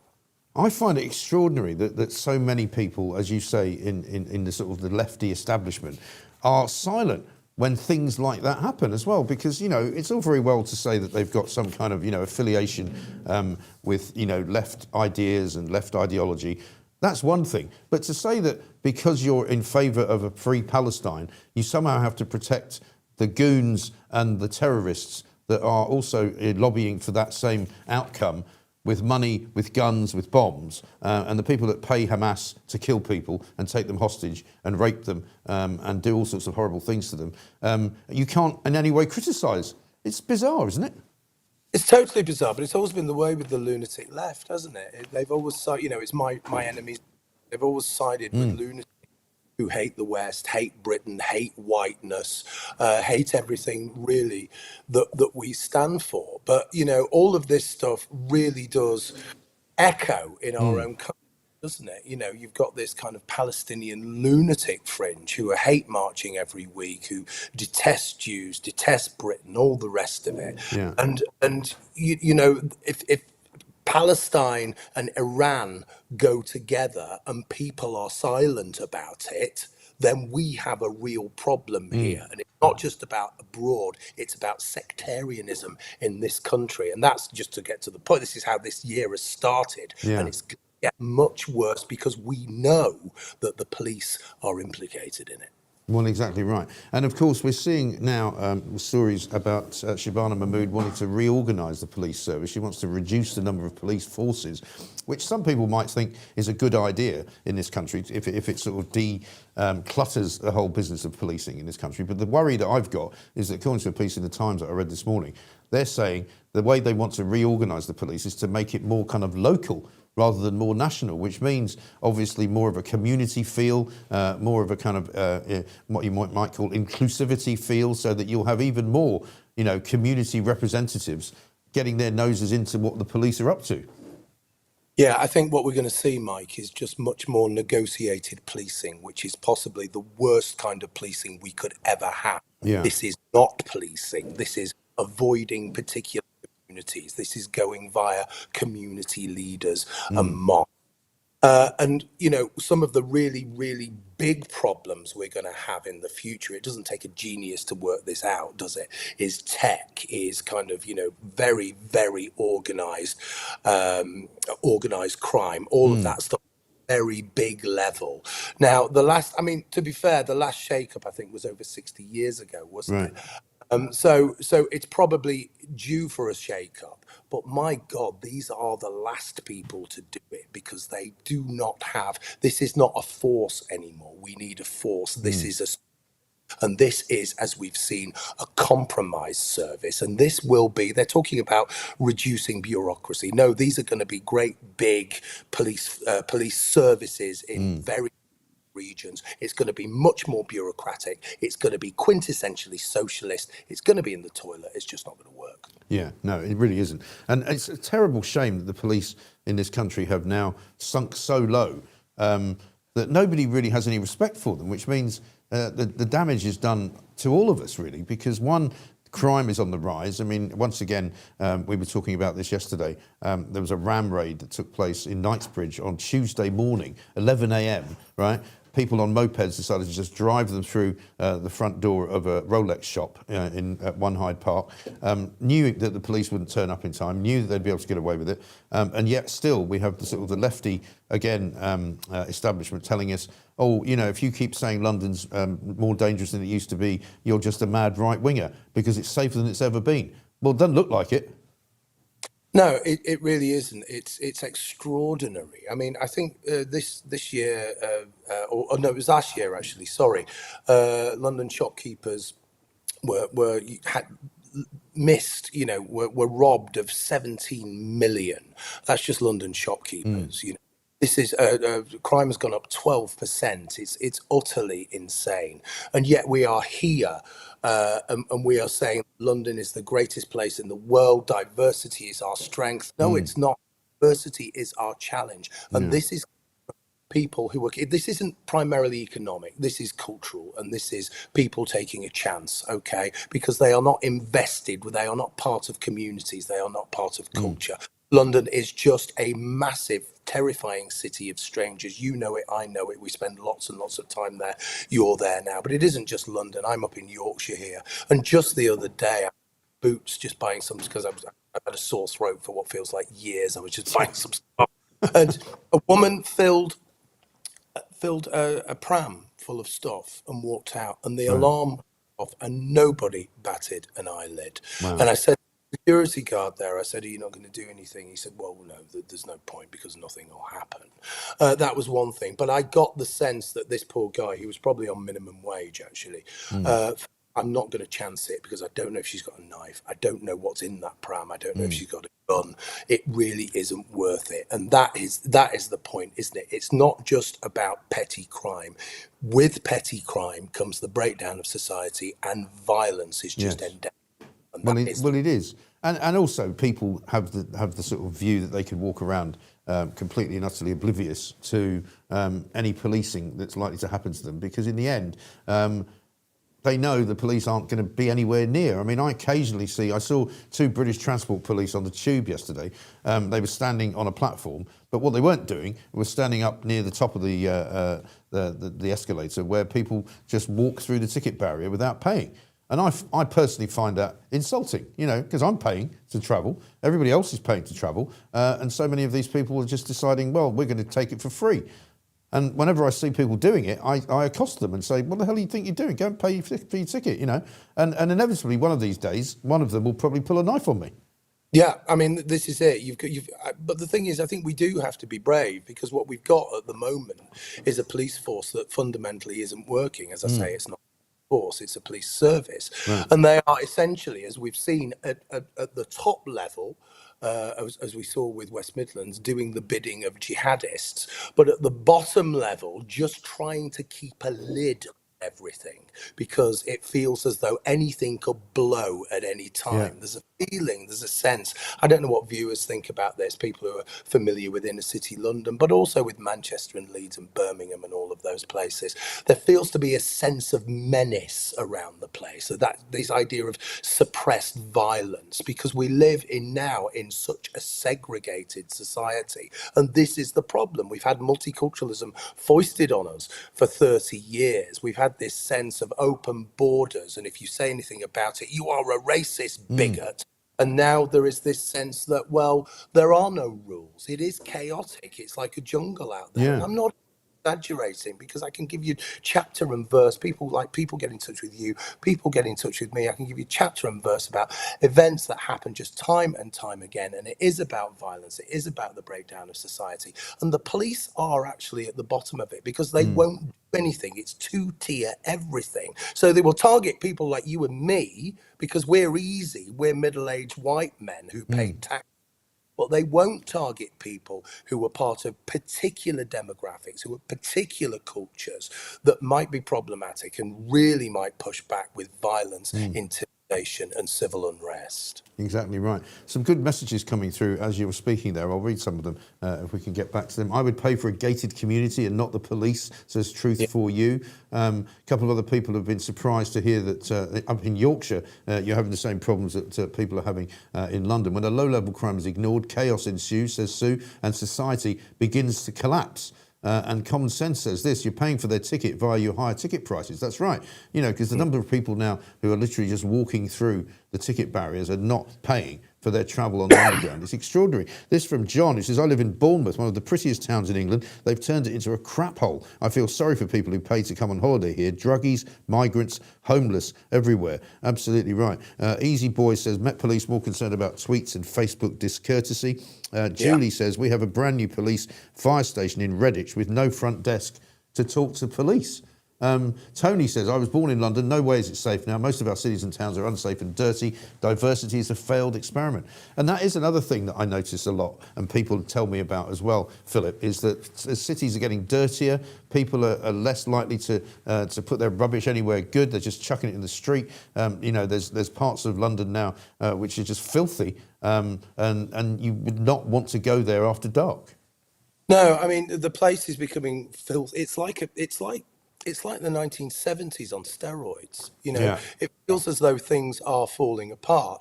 But the irony is we're getting nothing for our money. We're getting very little for our council tax and VAT and everything else that we have to shell out all the time. But we are paying more for everything. Now, you were talking about prices going up in shops there, and you're actually the example of the McDonald's thing with, you know, where one particular a hash brown has gone up more than 100%. That's insane. But the reason is retailers are just clawing the money back because we have an epidemic of shoplifting. People just feel as though they could just take anything and walk it away. So what the police aren't going to do anything. The retailers feel as though they can't do anything. So they just charge us at the back end.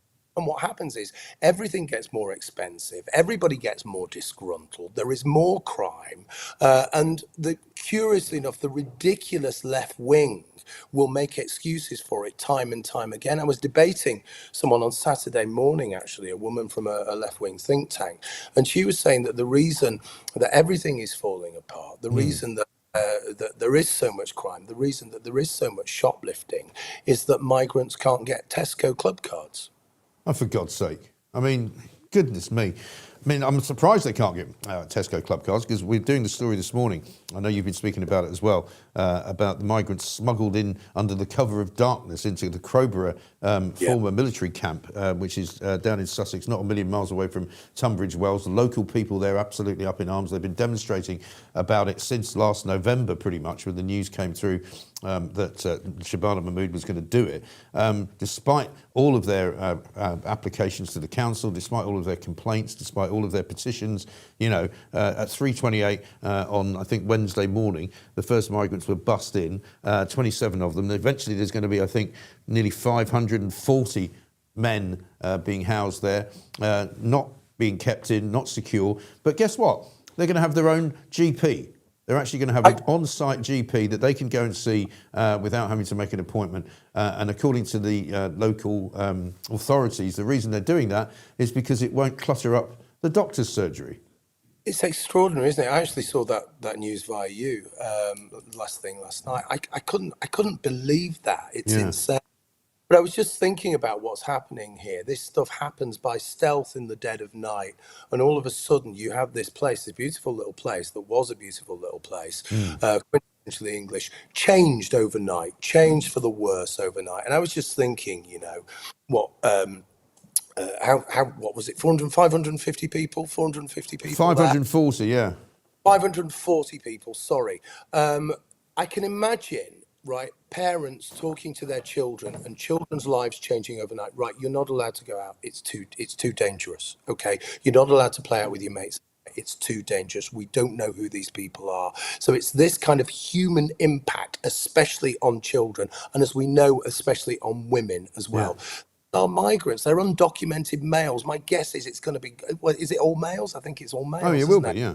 Yeah, so that is catastrophic for any community because they, and of course they are coming from cultures which are honour cultures, which think about women and children not only as second-class citizens, but as barter material. And the government is doing this, and it's the same theme over and over again, and it's the same theme that we will see throughout 2026. It's this government putting people jeopardy and putting the most vulnerable people in this society in jeopardy time and time again, doing it by the back door and absolutely gaslighting us and denying that they're doing any harm. That's a terrible thing. And on the top of that, we have two-tier policing, which just puts us, all of us, on the back foot. It's just disgusting. It really is. And of course, in addition to the ridiculous nature of them having their own doctor, they're also being promised that they won't have to stay in this centre for more than 3 months, which means that basically they're going to be processing their asylum claims and letting them stay in the country because they won't be deporting them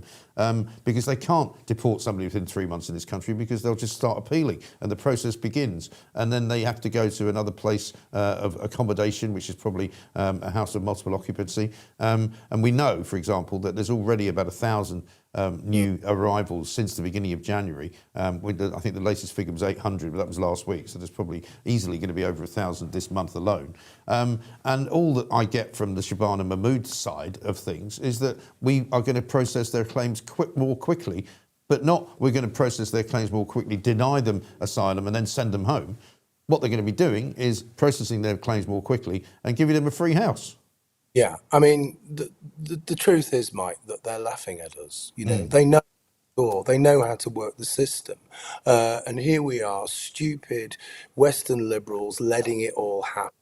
I mean, the real problem with this is the mechanisms underneath the politics. So the politics is one thing. So we all want reform to get in 2028 and to turn things round. But for me, it isn't the politicians as such. It's the blob underneath. It's the ECHR. It's all of the that make damn sure that this stuff happens, that frustrates politicians at every single turn. So if we are to change things, if we are going to make this country work, let's be honest, Mike, if we are going to save ourselves over this next couple of years, certainly save the culture, then we have to take apart this terrible, diabolical system that frustrates us at every turn.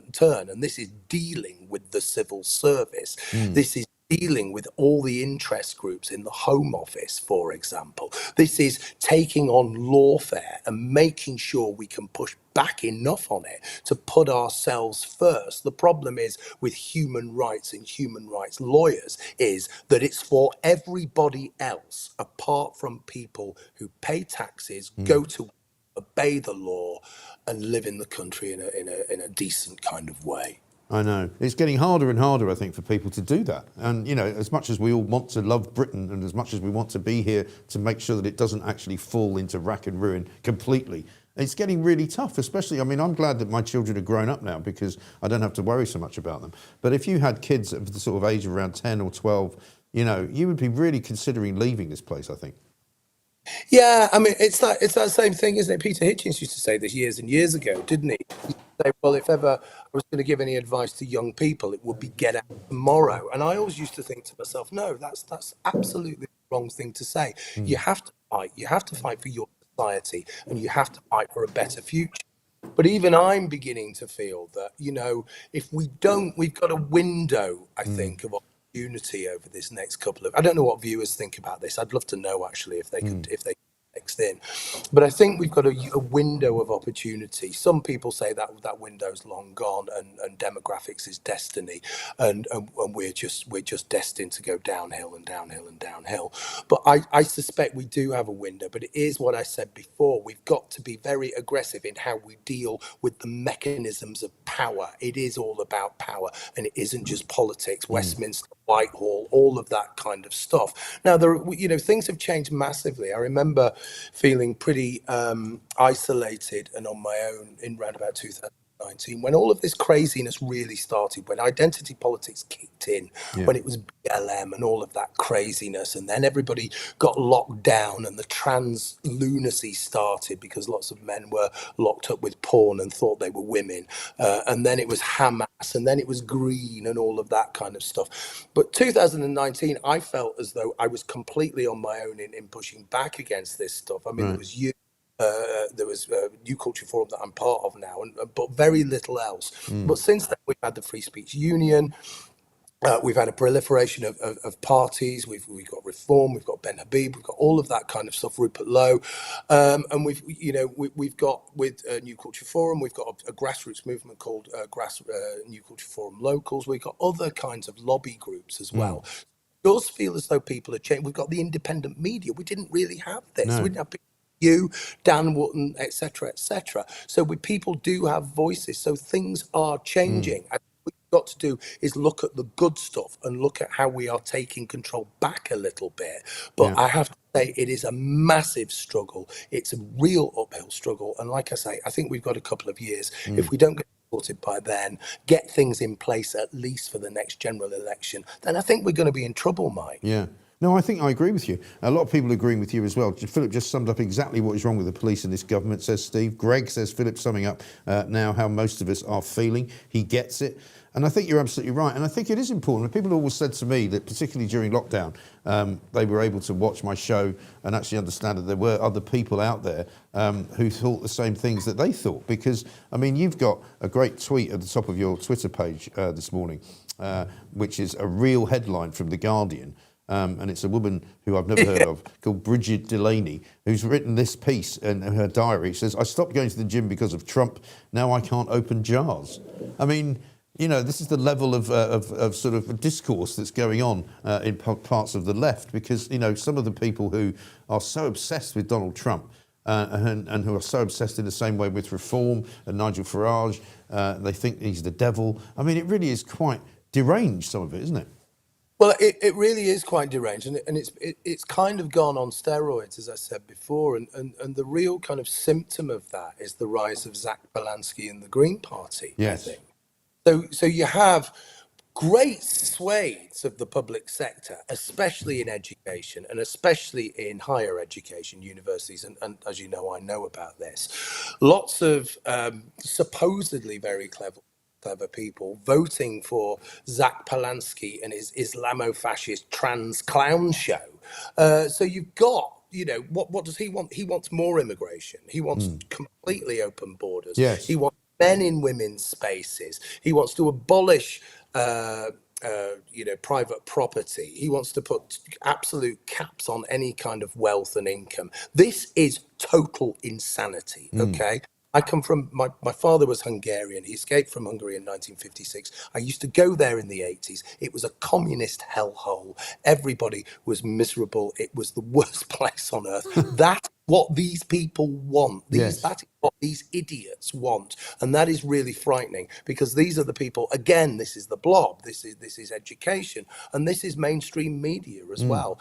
It is terrifying because people have gone absolutely insane. And because they have no real historical knowledge, do they? Because they haven't been taught any of this stuff. I mean, I worked in a Hungarian bakery during my sort of teenage years and got to know quite a lot of Hungarians. My sister went out with a Hungarian guy, and I remember she went to Hungary when it was still very much under that sort of rule, when they had a controlled currency.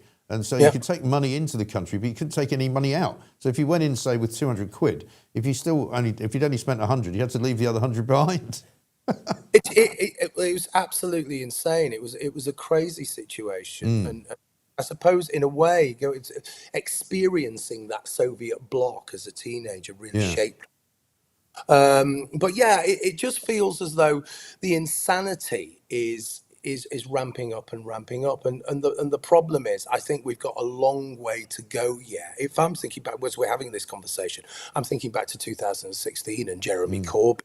You know, everybody loving Jezza and Jezza at Glastonbury and all that. And I thought, oh God, 2019, when the Tories got in, it's going to be better. We're going to have a generation of stability and things are going to be better. I got that wrong, didn't I?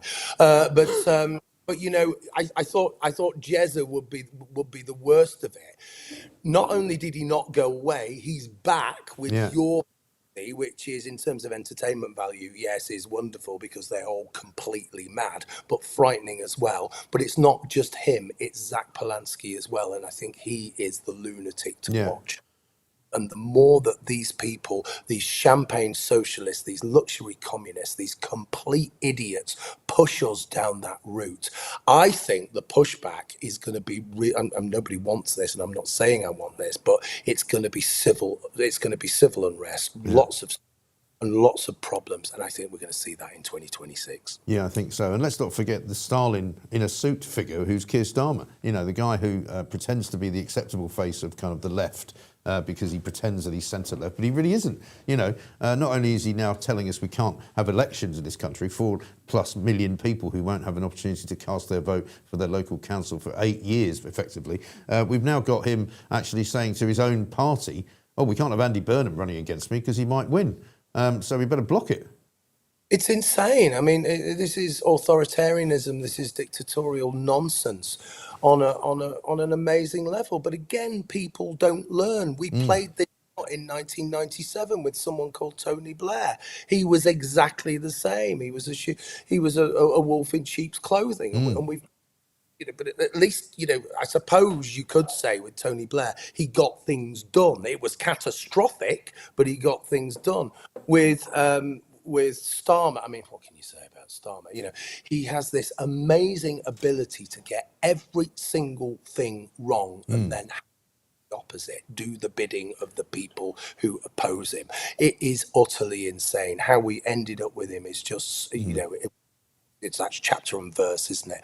But yes, we are in a terrible situation, and we are moving softly towards a very hard kind of authoritarianism, and we're seeing day by day, story after story. But the worst thing for me, the story you've just talked about there, the elections, my God, it isn't just the it isn't just the Labour Party, it's the Conservatives as well. They're implicated in this. You know, they're saying, oh no, this is terrible, but okay, we'll have it then because it'll help us. You know, so it's the uni party, it's all of this stuff. And I'm not saying, you know, Labour are by far the worst. They are appalling. We need to get rid of them, you know, as soon as possible. And I like a lot of stuff that Kemi Badenoch's saying, but don't forget the Tory party are responsible at the last for getting us where we are. They were in power and they forgot how to be conservatives. They left small c conservatism behind, and they were just cowed by the left-wing identitarian woke bullies, and they let it all happen. And now we've got to pick up the pieces and literally start again with this. That's the problem. That's where we are. And I'm not exaggerating there. That's what's happened. No, you're absolutely right. Philip, great to talk to you. Thank you very much indeed. The audience absolutely loving it, asking if you come back again and do it all over again. Yes, please. Thank you very much. Philip, have a great weekend. Philip Kisley there, talking absolute common sense about where we are right now and where this country is actually going.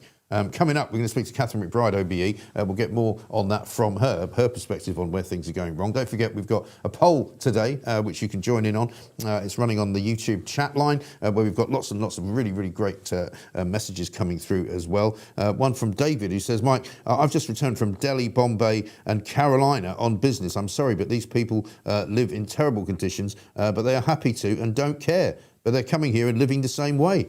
I'm so glad I live in Japan, says Sunday. Good to see Philip Kisley on your show. He has the most impressive bookshelves. That's true. Is there no way you can have an advert break, which you are aware of via YouTube, that you have some control over? Adverts just pop in while you are mid-interview.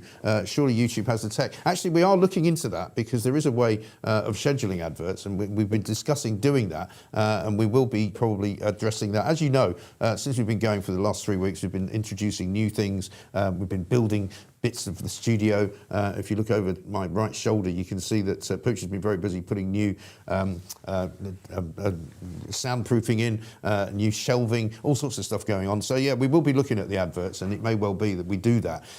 Let's go back to the poll though. Who's the worst wife was the question today. Is it Nicola Peltz? Is it Meghan Markle? Is it Brigitte Macron? Or is it Keir Starmer? And amazingly, Keir Starmer's winning. So he must be somebody's wife. 54% to Keir Starmer, 38% to Meghan Markle, Nicola Peltz of Brooklyn Beckham fame, 2%, and Brigitte Macron, 6%. Lots more to do. Coming up after 9 o'clock, we've got another treat for you. We're going to be joined by Mr. Fizz himself, Chris Walkie and his son Oliver. We're going to be tasting some Prosecco. Now, if you're on the Substack, you'll be watching it live today. But if you're not, you'll be able to watch it with us at 7 p.m. on Saturday night as it goes out. That's one of the tasty Proseccos that we're going to be trying. La Giosa, I think is how you pronounce it, if I'm not wrong. So that's all going to go out 7 p.m. on YouTube on Saturday night. You can join in and taste it along with us, which we think is a good idea. Coming up right now, though, before we speak to Catherine McBride, let's do the news with Edward Hughes. Good morning. Here's the news for today, Friday, 23rd of January. I'm Edward Hughes. Let me know if I've got the date wrong. I'm still a little jaded after the large trip to the Costa. In UK politics, Labour MP Andrew Gwynn has resigned due to ill health, clearing the path for Greater Manchester Mayor Andy Burnham to potentially return to Parliament. However, Starmer allies have launched a Stop Andy Burnham campaign to block it. I might launch a Stop Starmer campaign. What do you reckon? Home Secretary Shabana Mahmood plans major police reforms, including slashing the number of forces. The government admits its approval for a major Buckinghamshire AI data centre should be quashed. Elsewhere, a BBC probe and BBC aren't words that I ever like to see in the same sentence, reveals hundreds of illegal waste super sites blighting England. On the international front, the UK is holding back from joining Donald Trump's new border peace over concerns about Putin's involvement and lack of commitment to Ukraine peace. More details unfolding throughout the day. That's your news. Laters, Tigers. The best one is the German one. Oh, we're back. Sorry. Catherine McBride's arrived, OBE, no less. We get people in with letters after their name into this show now. Very good morning to you, Catherine. Thank you very much for popping in. Good morning. Welcome to the new Mike Graham show. We're very proud of our studio, and we've done all this in 3 weeks, which I think is pretty remarkable, really. It's really good. We've got lots to talk about. That was Edward Hughes with the news there, by the way. Coming up, we'll be doing, of course, we're going to go round the world, I've just been told by Chris Walkie, with a glass of Prosecco or two, which is going to be fascinating. If you'd like to stay for that, you're more than welcome. It's a bit early, I know, for some people. We've been up for hours, though, so we don't mind. But so much to talk about. Davos kind of came and went.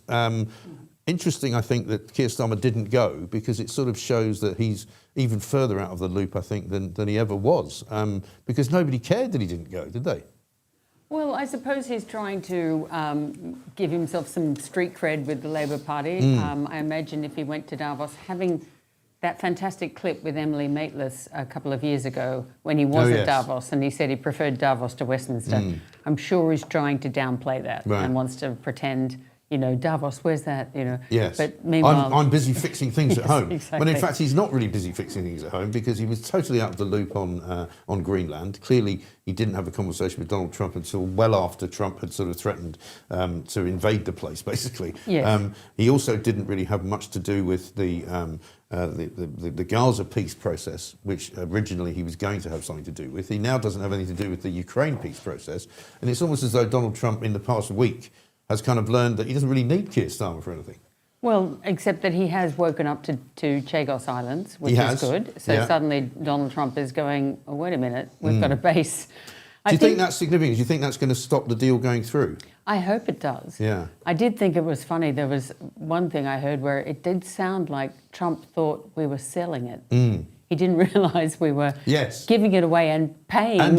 Well, this is the thing, you know, being a businessman, and people say who know him that everything he does is based around his business acumen and the way that he does business. But yeah, I mean, I've likened it to sort of selling somebody a second-hand car and then giving them £1 million to drive it away. Yeah. Where you don't actually get any money at all. It's just insane, isn't it? Yeah, well, you're not selling it. No. You're actually giving it to them and leasing it back. You're sort of gifting it to someone and then giving them money as well. Out of a sweetener, It's very weird. I mean, I do hope that it does. I mean, I think there's some dispute, isn't there, about whether or not the deal has already been done. But it certainly seems from the way that some people in the House of Lords, like Lord Kempsell, are behaving, is that it can't be done until it is finally sort of ratified by both houses of Parliament.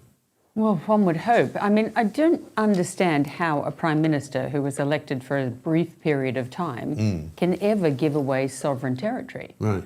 If anyone gives it away, it probably should be the King. Yes. But this, again, is the way that Starmer seems to think he can operate. I mean, like, we're getting vibes, very bad vibes, about, you know, kind of re-signing up to various European directives. He's talking about putting in the Farage clause if we do get closer alignment with the European Union, despite the fact that the public voted to leave. And they're talking about putting in a clause which would effectively mean that what Starmer does cannot be reversed by any future government, which seems incredibly undemocratic. Well, it's also against the basic principles of the UK system. You know, the whole premise that we need to get closer to Europe to make ourselves wealthier is a joke when you listen to the German Chancellor talking in Davos, who openly said that the EU has been left behind because of its over-regulation.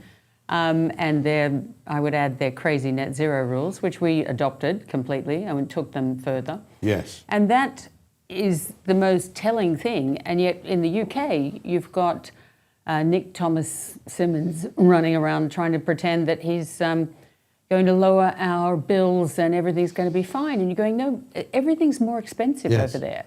Energy is more expensive over there. And we've got our extra energy costs. So we invented this thing called the carbon support mechanism, which we added on to our emissions trading system, which is ETS.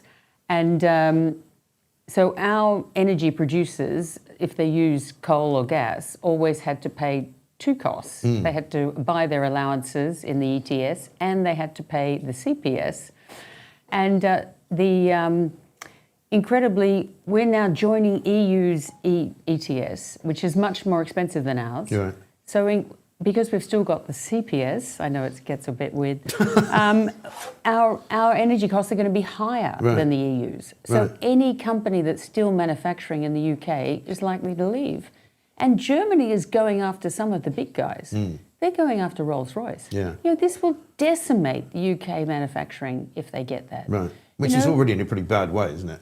It's unreal when you look at what they're doing to the chemical companies, because too much emphasis is on electricity and not enough is on the benefits of oil and gas. And it's all of those derivatives that we build from oil and gas, such as the fertilizer industry that left a couple of years ago, the ethylene, which they make into most of the plastics. You know, we have a big plastics industry here.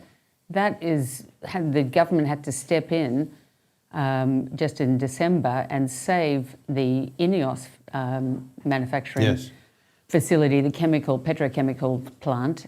And yet they're killing the petrochemicals with their attitude to North Sea oil and gas. Well, I watched. And it's like, well, you know, pick a side. There's no point in killing the base industry and then subsidising what flows from it. Exactly right. And also then buying in fossil fuels from the same seabed that we actually could be bringing it into ourselves with from Norway. But I mean, I watched a fascinating panel discussion in Davos, which Rachel Reeves was at, and it was an American guy, I think from the Department of Commerce, I'm not sure exactly who it was, who was explaining to her that, the net zero policies of the Western Europe are completely insane, and particularly in Britain. He says, because what you're doing is you're outlawing fossil fuels, oil and gas, and you're basically putting all of your eggs in the electricity basket. He said, but you don't make any batteries. Yes. So you are now going to be completely and utterly reliant on China for them to supply you with your own power. Exactly. And otherwise you won't have any, which is insane. And if we don't make batteries, we can't actually, even the steel that, put up a wind turbine, there's a lot of steel in that, a lot of copper cabling, a lot of cement, and we're driving those industries away as well. So they're going to be coming in from China. Then you've got the resins that they use to make the propellers, if that's the right word. Right. So that's also got to be imported. Yeah. So we're relying on things that we have to import, and even our great idea that we're going to go for nuclear, which is all 10 years away. It all sounds good, Well, but it's a long way 10 years away, isn't it? Yeah. But the nuclear, we don't even have uranium in this country. We have to import that. So it's like, wait a minute, you want us to rely on all of these things we have to import while you're closing down, the coal industry's gone, Yes. oil and gas will be very close behind. And these are all our natural resources. These are our natural resources. Even if you don't want to use them yourself, which is Norway's case. Norway does not use much of its own gas. It exports it. It uses hydroelectric power. We could export our coal. We don't have to use it ourselves. We could export it to Germany, Poland. They all still burn coal to produce electricity. We could export it to China. Australia is exporting its coal to China and India. This is a big industry worldwide, the export of coal. And yet we're just leaving it in the ground. And it's all just ideological, isn't it? You mentioned the Germans. I think we've got a little clip, actually, of Friedrich Merz from the Davos week that was just passed. Here he is talking about the state of Europe. We are aware of those problems. Both Germany and Europe have wasted incredible potential for growth in recent years by dragging feet on reforms and unnecessarily and excessively curtailing entrepreneurial freedoms and personal responsibility. We are going to change that now. Security and predictability take precedence over excessive regulation and misplaced perfection. We must reduce bureaucracy substantially in Europe. The single market was once created to form the most competitive economic area in the world, but instead we have become the world champion of over-regulation. That has to end. Well, it's quite encouraging to hear Friedrich Merz there saying that we've become the world champion of over-regulation, and they want to simplify the rules to be entrepreneurs and to actually run businesses in the European Union, which must be music to the ears of many people in this country, but I'm not sure it's going to be music to the ears of Ursula von der Leyen, who loves a bit of regulation and who presumably wants to put more regulation on Britain, so that when we decide to kind of, reinvent ourselves as another European partner, we have to do what we're told. Well, definitely. What people don't understand is the whole Brussels system is an overlay of government on top of government, and they justify their existence by regulation, and they would like to make all the regulation for Europe, because there are two things in Europe. You get regulations and you get directives, and the directives each country has to ratify themselves, and that means they can add a bit or tweak it somehow, where a regulation comes straight from Brussels. It's every European country immediately has to put it into place. Right. So she likes that. Well, but here's a number that'll scare you. Yeah, go on. Since we left, the EU has introduced 25,000 regulations and directives. Wow. In then 5 years. That's amazing. This is 5,000 a year. Pretty much, yeah. And of course, without doing that, they would cease to exist, because without actually putting regulations in place, what's the point of the European Union? What's the point of the European government? What's the point of the European Parliament? That's all they know how to do. Let's just take a quick break and have a look at a super chat, because I think we've got one that came in a moment ago. This is from Jolly Chew. Just an idea, Mike. Why not run the Met Office weather after Edward Hughes, so together they give you time for a break to grab a coffee? Have you ever listened to the Met Office weather? Unless you want to do the Met Office weather for the whole world, I don't think there's going to be time to get a coffee. You know, if you go, yeah, what's the weather like? Crap. That's your weather report. Thanks very much. Catherine McBride's here. Let's talk a little bit about what happens in the next sort of couple of months, because obviously, politically speaking, we've got now Keir Starmer neglecting the voting public, telling us that, well, some of you really don't need to vote because actually, you know, we'll just keep what we've got going, and, you know, doesn't matter if for 7 or 8 years you have the same councillors, that's okay. Especially when they're doing such a good job. Exactly, yeah. And also, you know, they're running everything so well and they're making so much money. And then, of course, we've got the Andy Burnham question on the front page of the Mail today. Does Andy Burnham have the bottle? They're asking the question, saying he's the king of the North. He could get a plum Labour seat, which is now up for grabs, but he'd have to get past Starmer's allies. And he'd also have to beat Reform, because there's no guarantee, is there, that Nigel Farage's party wouldn't win that by-election. Yeah, or he'd have to win over the Greens or even the Muslim independent candidates. You know, there's... Well, I think George Galloway's indicated that he's going to run up there as well. Oh, excellent. I don't know if it's going to be him personally, but certainly his party, whatever it's now called, are going to field a candidate. It would be funny if he stands down as mayor and manages to lose both the mayorship and the seat. I'd rather look forward to that. Yes, absolutely right. But and Starmer himself, do you see? I mean, even my feeling is that even if Burnham doesn't make it, somebody will unseat Keir Starmer. He's just doing such a terrible job. I imagine that's true. I think a lot of the MPs are probably now getting used to their jobs, as a huge number of them are new. Yeah. And they're probably rather like it, and sitting there going, well, hang on a minute, this guy is going to lose us the next election. Yeah. But they don't seem to understand their seats at all. A lot of them took back the red wall of Boris Johnson, and yet they're doing this reset, which is going to destroy their farming communities, which is not just the farmer and the landowner, which the Labor Party despise, but it's all the people who work for them. It's the supply chains, the people who then buy the goods off them. You know, you're suddenly going to have farms will have to go back to growing 3 crops to meet the EU rules. They won't be able to use pesticides. They've lowered their pesticide residue really, really low just to block imports from other countries, which is their main reason. Right. So we'll have to align with that. There's a lot of we've now got gene editing so we can plant new seeds and new varieties. The EU will squash that. There's a whole lot of things that the EU's done since we left that we'll have to go back to. And there's things that we got rid of. We got rid of the 3-crop rule. It was one of the first things we did when we left. Most people in the city won't know about that, but that would suddenly be back with a vengeance. You know, it's kind of crazy that we would even think about letting them make our rules. Yeah. And yet Labor is completely tone deaf to the people who voted them in. So all of these MPs are going to lose their seats just because they want to go back to the EU when their population doesn't, their voters don't. No, you know? It's extraordinary. Absolutely extraordinary. Well, listen, Catherine, great to see you. Thank you very much for coming in. We've reached the end of yet another show. This has been an incredible week, by the way, for us here at the Mike Graham Show and for everybody that works on it, Pooch, Charlotte, everybody else who's been on as a guest. Here's a super chat from Morriman who says, shout out to Paddy Pimblett this weekend. I don't know who that is. I'm not sure if that's some kind of trick that I've just been made to play. I don't know. But we're coming up to the end of, as I say, the 3rd week of the Mike Graham Show. Thank you to all of you for watching. Thank you all of you for listening and for passing it on. Do like and subscribe to the channel, please, as well. And if you haven't done it yet, you can sign up for our Substack as well, which, of course, is themikegrahamshow.com. Now, as if you didn't know, our sort of mascot here at the Mike Graham Show is a heron. And many of you have been sending in pictures of your heron. So should we do a heron of the day before we go?